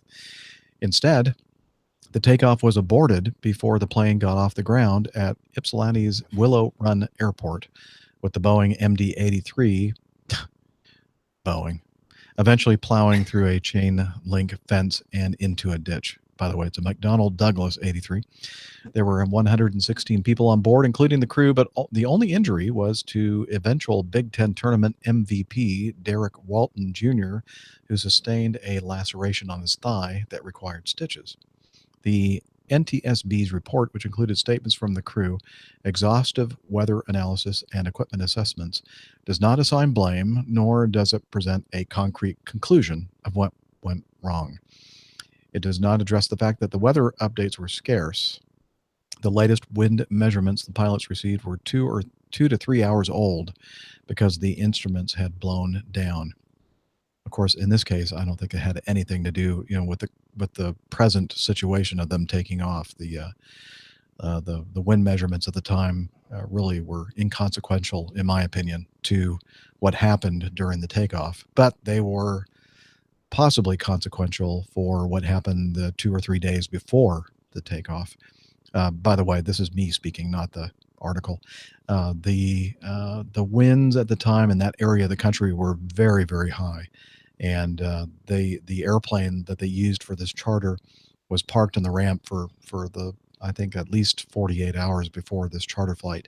And the airplane, the MD-83, doesn't have flight control locks or anything. So these controls, especially on a Mad Dog, they're not hydraulically powered. So they're just flopping around. So the wind's blowing, it can really, bang things around quite a bit. And that's what is suspected happened in this case, that they think that one of the control rods for the control tab for the elevator was bent out of shape or broken. And of course, there was no way for the pilots to know that had occurred. There's no physical evidence during a walk around. There's nothing that you can see in your instrumentation in the aircraft. And the only way you're going to know is when you get to the point that these pilots did when they were rolling down the runway for takeoff. And the captain says, "Hey, what's going on?" The yoke used to adjust the altitude of an aircraft, I think they mean attitude, felt heavy. I guess you could say both. 13 seconds after the takeoff began, Radloff, the captain, said, "Abort," and hit the brakes. The co-pilot said, "No, not above," he said, referring to a particular speed. "Not above, don't abort above V1 like that." And then it says the co-pilot said, understandably, added a couple of expletives that were removed from the transcript. The captain explained to his co-pilot that he didn't have a choice. It wasn't flying. So basically, it ends here at the end. The NTSB report revealed that the left elevator, partly responsible for controlling an aircraft's pitch, had malfunction. Yeah, like 50% of what controls the aircraft's pitch had malfunction. This is from what, Wired magazine? No, this was Detroit from News. Detroit News. Yeah. Yeah. So, you know, they're not aviation experts. So, but my objection here is they did not break any rules, because one of the rules of aviation is, you know, if you abort a takeoff for a fire, an engine failure, or if you don't think the airplane's going to be able to fly. And in this case, it doesn't matter what the speed is. If the airplane ain't going to fly, you're not going to fly. You're going to Exactly. You have to abort. And Exactly. there's nothing else you can do. And in this case, it worked out amazingly well. Yeah, I Yeah. agree. I mean, you know, people are always looking at the, you know, well, what if, but clearly the decision was made quick enough and with enough information on the pilot flying's part to do the right thing.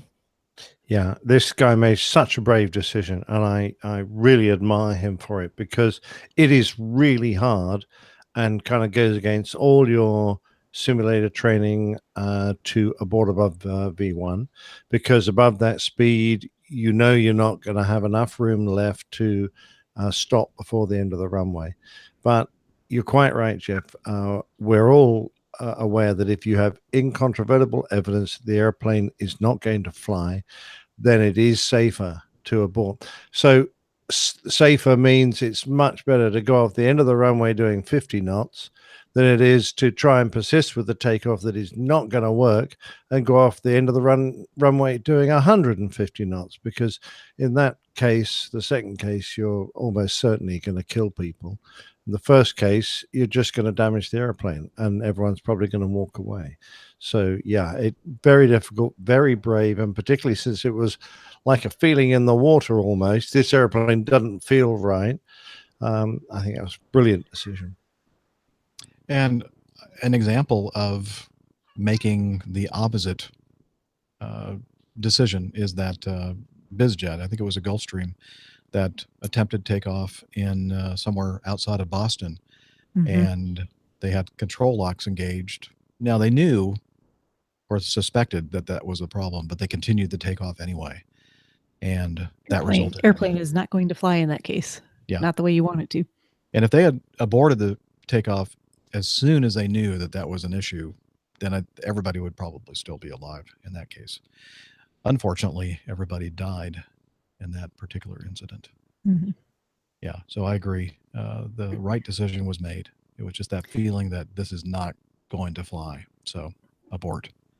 I do have a question. Do you guys ever practice scenarios like that, where you're in the simulator, where you're given a situation where the aircraft is not going to fly? I've never seen it. I didn't. I've never heard of anyone having that scenario. So no. Okay. I think because there's a very good chance you'll end up with a red screen. And we definitely don't train for those situations. A red screen is when the simulator's crashed. Yeah, we don't. We try to take care of our simulators. Yeah, so no, it's just that I think they're worried about the psychological effects it will have on the crew. Sure. That's what they're worried about. They're not worried about. Well, I guess from devil's advocate standpoint here, you know, you build muscle memory for certain things, and if you don't have, if that's not a possibility in your mind, you know, in terms of things that you've done as muscle memory, you may not be able to override that overwhelming, you know, knowledge or muscle memory that you should perhaps continue the takeoff, even though something doesn't seem quite right. That's just my thought on it. No, even though you know, the airplane's not gonna fly. I think that as long as it's anybody but me, I think that that's the kind of thing that should be pilots should be exposed to in the simulator. Yeah, and I'm not saying that necessarily that's something that you need to do in the simulator. I was just curious. Yeah. And just purely from a devil's advocate cerebral thought I exercise. think I've actually done it, but not intentional. It's a bit hard to say whether it was intentional or not.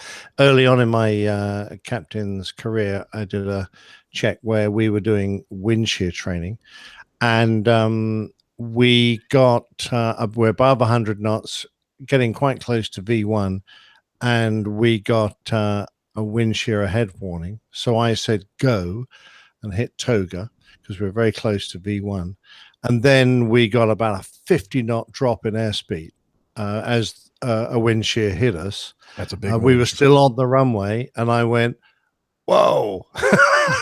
Never mind. No. So I went, go, toga, stop. It was almost that quick. And we screeched to a halt. And I think we stopped. We might have just trickled off the end of the runway, but the fact was we lived. But when you get that amount of speed drop, you've speed has effectively come below flying speed now. So you can't physically get airborne anymore until you've regained that 50 knots somehow. So, yeah, that was an interesting. That was a situation where initially you thought the airplane could fly, then immediately thereafter, no, the airplane will not fly. Exactly. Without 50 knots of speed. Yes. Huh. Okay. Well, great question, by the way. Thank you, Steph. And who was it that asked the question? Liz. Thanks for bringing up that report from that. Are you okay? Sorry, I was just being Liz bringing out that report. Oh, okay. Oh, bringing it up. Got it. Yes. By the way, I've ever Very mentioned literal. that Liz is our producer and she does a great job. And She does. Yeah. And that was from Detroit News. Great job. Yeah. Robert writes, hello, as a passenger, I never get tired of looking out the window and seeing the world from above. Over the years, I've even become accustomed to certain landmarks along the way on frequently traveled trips. Can I assume that as you're up front, you also enjoy the scenery and you do look for certain visual landmarks along the way for fun, not navigation? And in a somewhat related piece of audio feedback, I grouped these two together. Alex sent us this. Well, good afternoon, crew. This is Alex from Northwest Alabama. I'm an astrophysicist by schooling and had the wonderful opportunity to be seated appropriately on a flight from Dallas to Heathrow years ago, where I could witness a meteor shower over the Atlantic Ocean, which is one of the darkest places on the Earth.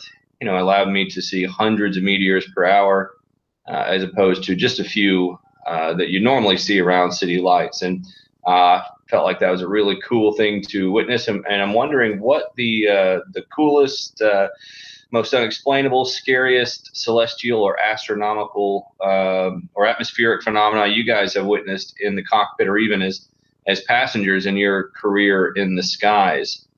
Be interested to hear what you guys come back with. And I got to go check the METARs and TAFs for my flight lesson after work today. Clear skies, and thanks again for the show. Thank you, Alex. Great question. So thank you both, Robert and Alex. So sightseeing, yeah, I do. I can't say that every pilot that I fly with does care anything about looking outside and looking at landmarks and stuff, but I'm always fascinated by, especially, I do most of my flying in the U.S. and seeing the river systems and how our major cities in our country were established on rivers because of transportation and such. So I'm always looking outside, looking at stuff on the ground. And as far as interesting or awesome sights, as far as astronomic or in that realm, I'd say that flying in the northern hemispheres at night, the northern lights or the aurora borealis, probably the most amazing thing that I've witnessed as a pilot. Nick? No? All right. I'm just wondering how long we could stretch the silence out. It's okay. It'll be all gone in a minute. No, it won't. You could take as long as you want. And Yeah, I love the Northern that Lights. out. They're good. I'm disappointed in that I've only ever seen green. I don't think I've ever seen the multicolored ones that I know that can sometimes occur. I quite enjoy seeing St. Elmo's fire as well, which usually I don't occurs. like that. Yeah, well, I know. Usually it occurs on the edges of when you're in cloud, on the edges of thunderstorms, and there's a lot of static electricity around. It's pretty, but you know what's going to Creepy. happen. Yes, that's right. It's often a precursor to being whacked by a bolt of lightning. So yeah, but it is kind of amazing to watch that. All these miniature forked streams of static electricity discharge on your windshield. Have you ever seen a ball? No, like form. Oh, I've seen a ball that really like forming out there. Yeah, and that's when you really start thinking, "Oh my gosh, okay, wow!" Like start looking away because it's going to get bright here very fast. Oh, yeah. I think the most amazing thing I saw was noctilucent cloud. Now that's a cloud that only occurs at a very specific time of day. It's a cloud-like phenomena, and it's in the upper atmosphere. I'm talking 50 miles above the Earth's surface, so well above the atmosphere. So it's usually between about 250 and 280,000 feet high, and it's ice crystals in the upper reaches of the atmosphere, just almost in outer space. And you've got to have the sun has just set. You've got to be in a very northern or reasonably northern latitude, and the angle of the sun strikes the ice crystals, and way above you forms this amazing display of bright blue clouds. I managed to take some pictures of them one day, and I had to then go home and look it up because I had no idea what it was. And it occurred to me when I was going past Moscow one day. So that was probably the most remarkable thing I've ever seen. Never seen that. No. Wow. That did remind me of something that I saw not while I was flying, but riding as a passenger on an airliner. I'm with you guys. I like looking out the window. I like looking at landmarks. I like knowing where I am. I like trying to guess where I am based on what I see and then trying to figure out if I was correct or not. That's always been interesting to me. I like maps and trying to figure out if what I'm seeing on the ground corresponds to the map that I have in my head.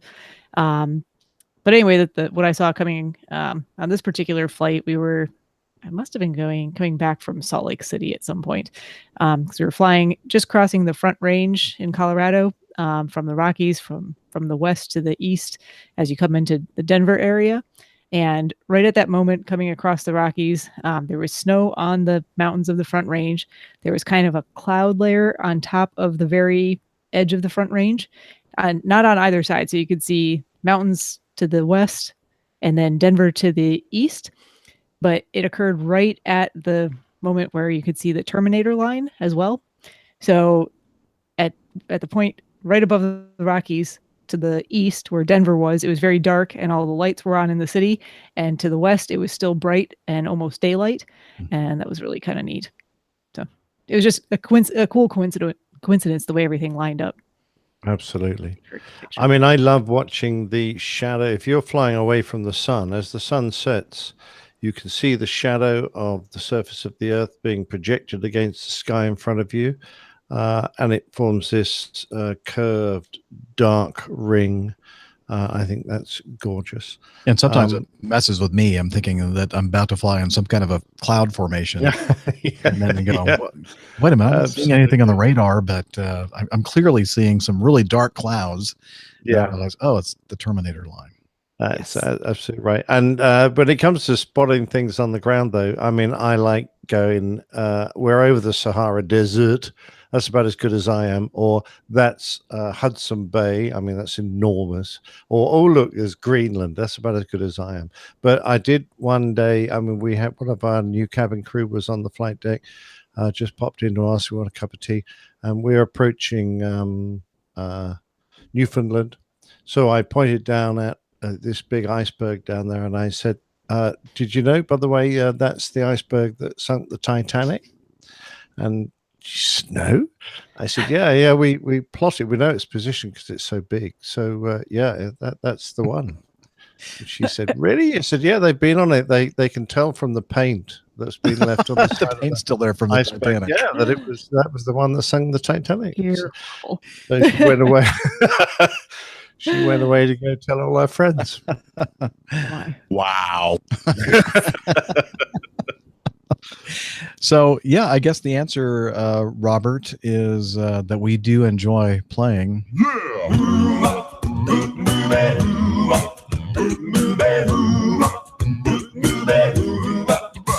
Where in the world is The APG crew. Yep. Okay. I have fun. You're allowed.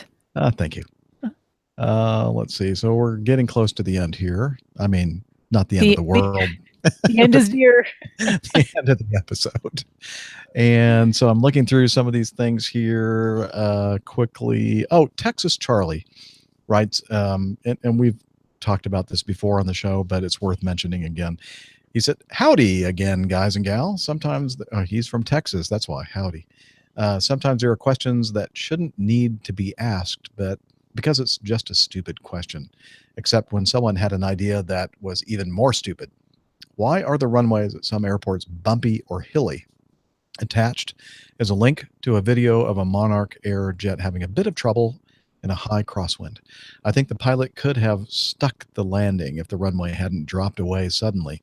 Even so, you can always go around. Oh, he says, cue the music. And I had not cued the music, so let's go and do this. Oh, that's going green. We're going green. Never mind. You can always go around if it don't look right. Coming down. Don't wait until your socks be sliding on the ground. You can always go around. It's been a while since we played that one. And Absolutely. Going green, too. Pardon? And Going Green, too. Yeah, but both of those. Yeah. Thank you, Texas Charlie, for I wish that I'd noticed that in your feedback and I would have queued it up right here in the note. Anyway, as always, love the show and the crew. You're the best. Adios, Texas Charlie. So Texas Charlie, he sent us a link to Facebook and has a video of this Monarch Air, and I think we've all seen either this one or ones like it, where again there is a very, very long focal length lens used to shoot down the approach end to the departure end of the runway, and lens compression, I believe, is one of the terms used for this, where if it's a long focal length lens and the subject is pretty far away, that it has a way of kind of compressing what you're seeing in the image. Not only does the runway look exceptionally short, like miniature, like how is this aircraft going to land and stop on the end? You can see every little bump exaggerated because everything, instead of being the normal looking length, is all of a sudden compressed into this short area. And that's not to say that there are some runways that are kind of like this, but not to this extent. I mean, this looks just, extreme. And I don't think we can give this Monarch, well, maybe it was Captain Allen. In that case, we could give him the benefit of the doubt. Not. Well, there's certainly some runways where you can use the fact that if you float a bit and try and push it on, that's when you hit the upslope and you hit it with a bit of a bang. Because there are some runways that do have a bit of a bump on them. Yes. It's just that it's too expensive to take it out. It's the easy answer. It's not. They're not supposed to. You'd love to have. You'd love to be able to play snooker or pool on every runway, but they're not all. People aren't prepared to pay you that amount of money. Sometimes, if you get a little bit of sinkage in a runway, until it gets severe, they're not going to pay to rip it up and start again.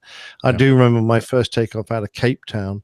I was new captain and never been down there before, and the first officer's doing the takeoff because I did the landing because it was a new destination, and I've got the throttles, which is the standard on our fleet or on our company, and we're about halfway down the runway, and I'm looking at the end of the runway going, my God, this is short.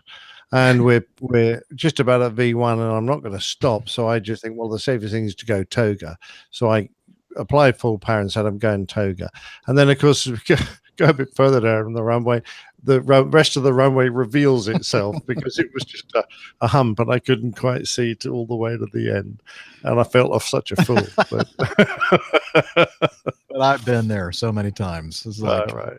Oh, this is not good. Especially when you're landing, you're thinking, oh no, okay, there is a lot more. I can see it now. There's a couple of miles more.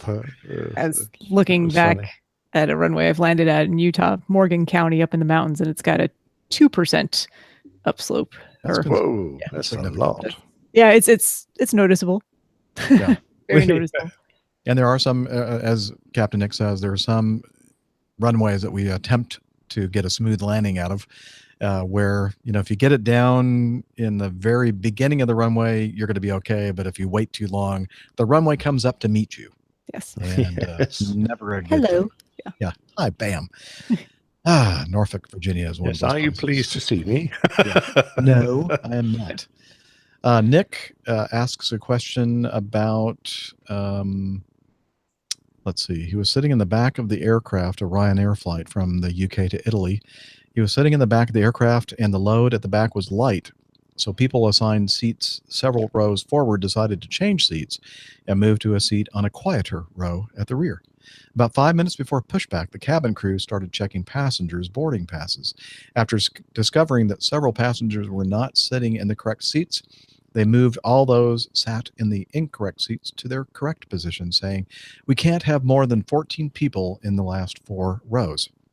I assume this must have been a weight and balance issue. If so, how is the weight and balance calculated? Are there sensors that calculate if the aircraft's out of balance? Are there any aircraft types that are more susceptible to weight and balance issues? Long aircraft like the A340-600, Nick? Apart from the obvious issue that would happen with light aircraft regional turboprops jets. Keep up the awesome work, folks. Cheers, Nick Wilson in the UK.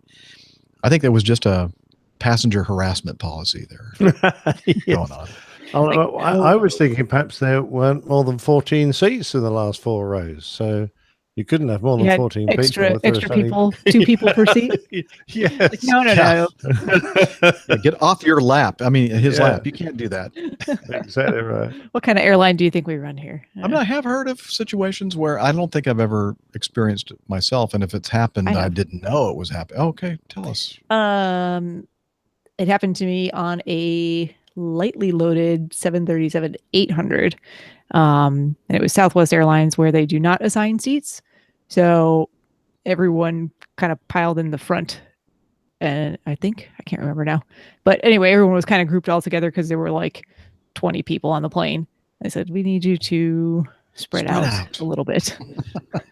Some of you go back to the back. Yeah, some of you need to move back. So interesting. Yeah. Yeah, it would be a weight and balance thing. And quite honestly, even on a long airplane, it's not going to make a vast amount of difference. But of course, the cabin crew, there's no judge to how many people you can have out of position, because the weight and balance is calculated on assuming everyone's in the right seat. So the cabin crew are quite correct to go around and go, please be in your correct seats for takeoff and landing. Once we're airborne, you can move around the cabin and sit wherever you like. But it's just because it is feasibly possible to move the aircraft out of limits, or at least certainly out of a convenient trim setting, and the flight deck won't be sort of prepared for that. But you'd probably have to move quite a few people, certainly in a big airplane. Very good. Just quickly, before we end the show, Orson writes interesting article involving Acme. It's regarding the Boeing 717.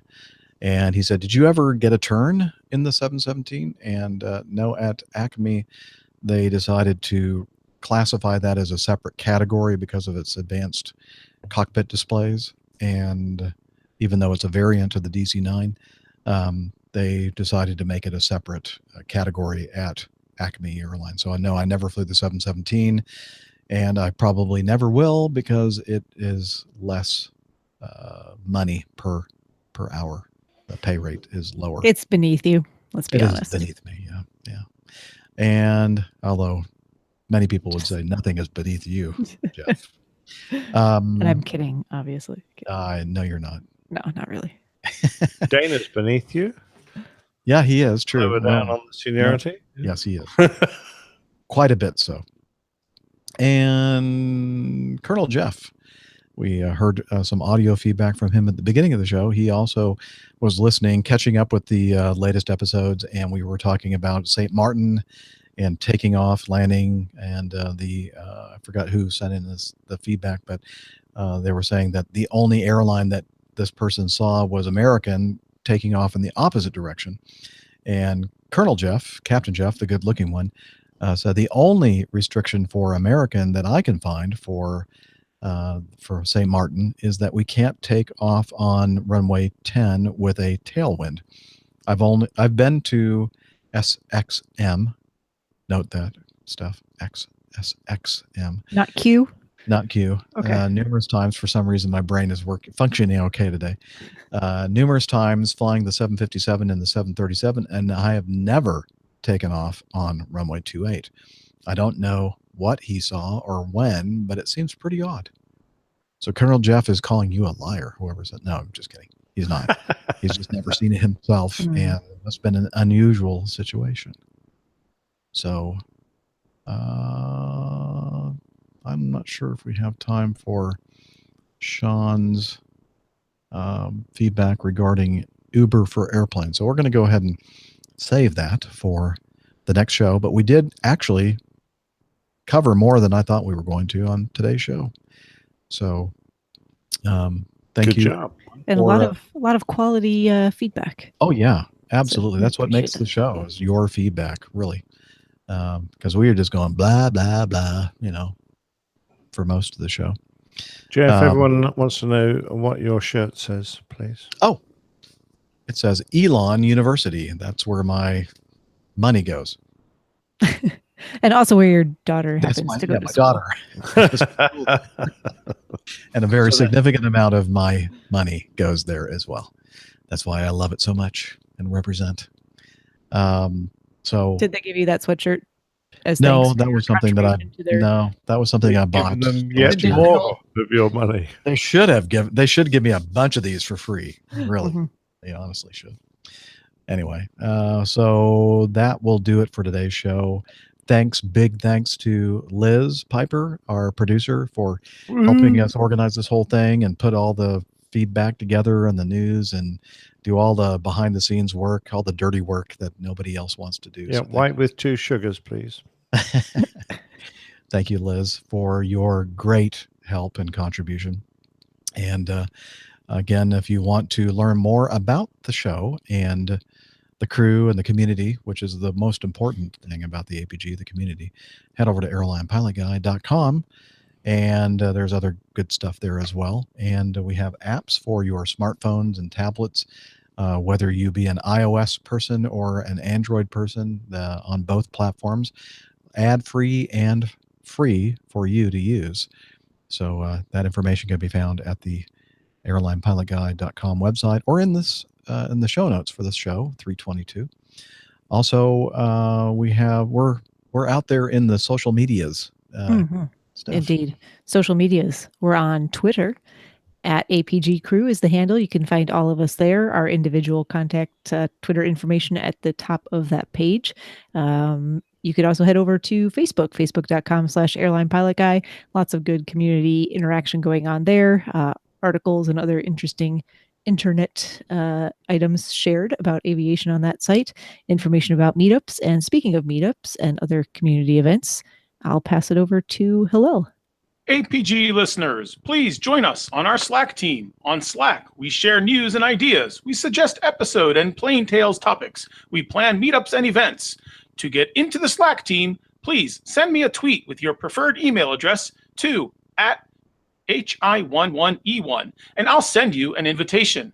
That's Hillel @HI11E1, and see you in Slack. And until next time, wishing you clear skies, unlimited visibility, and tailwinds. Take care, and God bless. Cheers, y'all. Bye, everybody.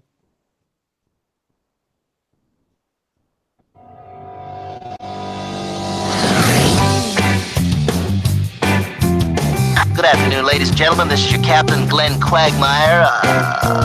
We're looking at about a 4.5 hour flight time today. We got clear skies, good visibility. The temperature in Atlanta is 64 degrees. The flight's going to be a little longer than we've expected. We've got some very strong headwinds, giggity. Flight attendants, please prepare for takeoff.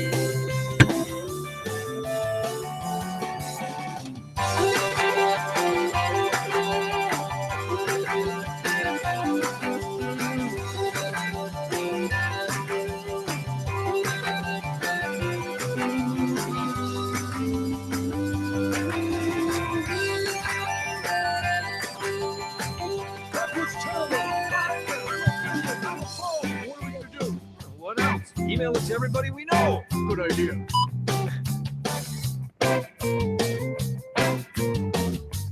I have very little patience for stupidity. That's what she said.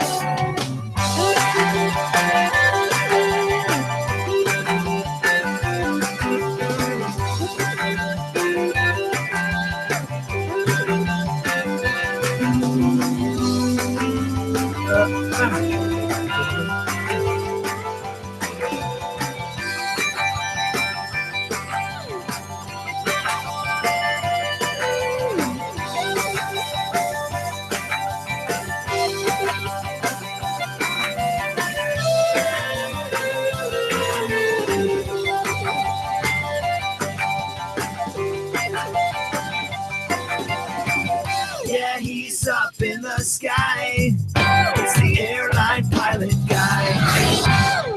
Stupid is, stupid does, sir. Yay. Woohoo. Nice one. So is that going to be the same every week? That No, ending I music? just wanted to play that because that's what plays in the audio show, but we never play it on the video because I always cool. add it after the fact. So Excellent. Do you play all the sound effects in there too? No. Okay. I didn't think so. I was just having fun with sound effects. Giggity. Giggity. Yeah. Excellent. Oh, wow. Nick, you must be just exhausted. Well, my brain has stopped working some time ago, so I was having trouble finding words towards the end. I have trouble finding words at the very beginning when I'm fully rested. So I applaud your efforts, sir. Well, I've got nothing better to do at the moment, that's for sure. Okay. Well, I mean, I'm so glad that you're always willing to. I almost want to say I'm sorry. Well, it's kind of, I'd feel slightly less stressed if I didn't have any of these problems. Yeah. So I don't find myself feeling, oh, this is like a holiday, because it's like I was on the stress ECG the other day. I'm going to have to go and see my cardiac specialist in a few days. I'll have a bunch of hoops to jump through in a month's time when I try and get my medical back. So I'm just sitting there mulling over, okay, what's going to happen? Am I going to go back to work, or am I going to have to retire early, or what? So yeah, I've got all that sitting on my brain at the moment. It's not like I'm feeling very relaxed. You need to come over here to the States and hang out with Steph and I. I know. I thought you were going to come visit on all this time off. I'm very. That'd be great, but if with the two big house renovation projects at the moment, I don't you have people taking care of that for you? Have your people just? Yeah, my wife. I don't think it should be too. Did you offend Jeff enough that he left? Yeah, where did Jeff go? It's just he blew Bye, a Jeff. raspberry and disappeared. I know. Where'd you go? I don't know. You disappeared. You blew Yeah, a my raspberry. internet just dropped. Officially offended. I thought at first it's Nick, and then I thought, nope, it's me.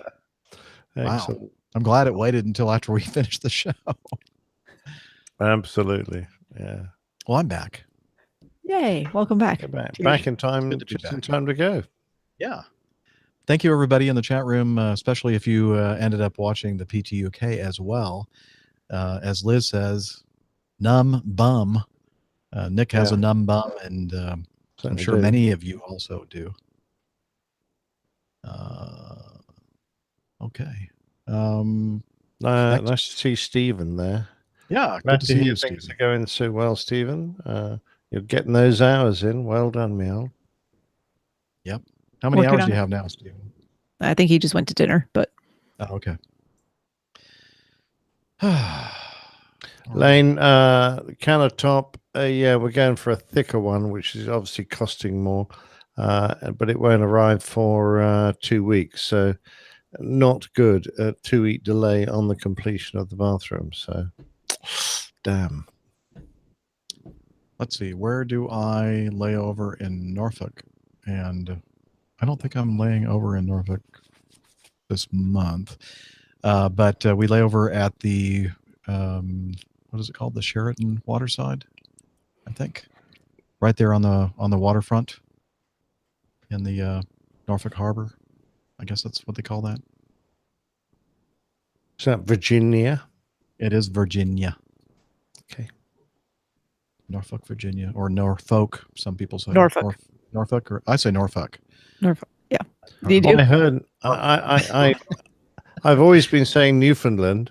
I watched a program about people from Newfoundland, and they don't say Newfoundland; they say Newfoundland. Yes. And for the Emphasis longest on time, I was land. thinking, I knew it was something different, and I thought, well, maybe it's Newfoundland, but it's Newfoundland. Land. It's all about where you put the emphasis on the Yes. syllable. Yes. Quite. Stephen yeah. Ivy has 1,100 hours. Oh, good. Way Get to there. go. Getting Yeah, there. very getting close, man. Yep. Joe Driver, he'll be passing through. Love to meet up. Well, when? And do you see something that I'm not seeing about Norfolk, Virginia? I don't think I have any layovers there this month. I did, I think, last month. I see Bradley, Detroit, Bradley. Oh, I see it now. I can't read your my own calendar. schedule. I'm going to be there on May 14th. What is that? That's the Monday. Yeah, Joe, if you're around, sure. I doubt that we're going to be recording a show on. We hardly ever record on a Monday, so I think that's a pretty safe bet. So, yeah, I'm in. Let me look here at the one that has the hotel information. Sheraton. Oh, wait a minute. That's the wrong one. Wrong trip. Sorry. Just kidding. Oops. Yeah, Sheraton Waterside, downtown. And we had a great meetup with Bill Bates and his lovely wife, and also one of the co-hosts of Opposing Bases, AG, I think he goes by. Mm-hmm. We met at the what was it called? Freemason Abbey, I think, restaurant. It was great. Had a good time. Sorry we missed you, Joe. But yeah, if you're there on May 14th, contact me and just send a let's see, how would I do this? Direct message me, Airline Pilot Guy, at Airline Pilot Guy. Can you do that if you're not following the other person now? It depends on your settings, I think. Oh, okay. Well, if the DM doesn't work, then just email me at the feedback address, and then I'll send you my cell phone information. And if you're anybody else out there who happens to be listening to my words right now, if you're in the Norfolk area on the 14th of May, yeah, let's get together and meet somewhere and talk aviation, drink beer, and all that kind of jazz. Okay. Anything else before we turn off the... That was almost perfect. Classic. That was so good. Yeah. If you just finished that sentence and then would have been great. Oh, Too dear. funny. Oh my gosh. Jeff, what's wrong with your internet? Yeah, always forgiven. Yeah. Well, I don't have anything else to talk about. I don't know about you. No, there's I a feel like bed you're behind probably, me, which I'll be climbing into in a few seconds because Yeah.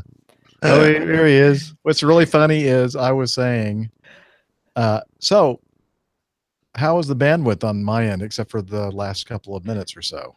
And then We never got that far. you guys we didn't hear that all much. frozen. I'm thinking, oh, this is perfect. You said, "You have anything else to talk about before we?" That was it. I have no idea. I know that. So it's just my wife and I home right now, and she doesn't really use the internet for anything. I don't think my daughter is using it, so I have no idea. And it's hardwired to this MacBook, so I don't understand. Anyway, whatever. Crazy. So, but before all that, at the very end of the show, and after we stopped recording, was it okay? Yeah, everything was fine Yeah, up until that absolutely point. fine. Apart from that bit where I didn't hear you guys talking about the video of the guy in San Francisco. Oh yeah, that It's had been everything to brilliant. do with the bandwidth. I'm sure. You're probably typing away, having a conversation. I with was somebody. busy tweeting the there you date go. of the meetup. I know. I've been there too, because when I edit the show, Yeah, and then you guys are discussing something, and then I'll talk about something that you guys just discussed. Oh crap! Like, What an whoops. idiot! They just said that. Oops. Yeah, but you guys are very polite and don't say anything. Unlike you. Unlike me. Well, we it was just funny talked about because that, you because idiot. like all three of us were talking about it, and then there was like this pause, and then you were like, "Did you see the video?" Yeah, well, I just rejoined the conversation. Sadly, Yeah, it's all right. Listen, we've all been there. That's fine. It happens. Oh, there you go. I don't know if Jeff is going to be able to rejoin this conversation. Oh, he's gone again. Yeah. Oh, unbelievable. Oh well, actually, that's fantastic timing, because if it happened during the show, it would have been a nightmare. Yeah, it wouldn't have worked out. Here for he that. is. God, He's is, doing it on God is purpose. telling me that I need to stop this. Yes, Stop yes. messing with the plug. The end is near. The end is near. Obviously. Yeah. So, hey, before I drop out again, I want to stop the broadcast, say thank you everyone in the chat room for hanging out with us. And Yeah, brilliant. yeah. And if you want me to have better internet, airlinepilotguy.com/coffee. You bet. Yeah, we'll pour some coffee in it. That'll help. Yeah. Well, yeah. Okay. Take care, everybody. Goodbye.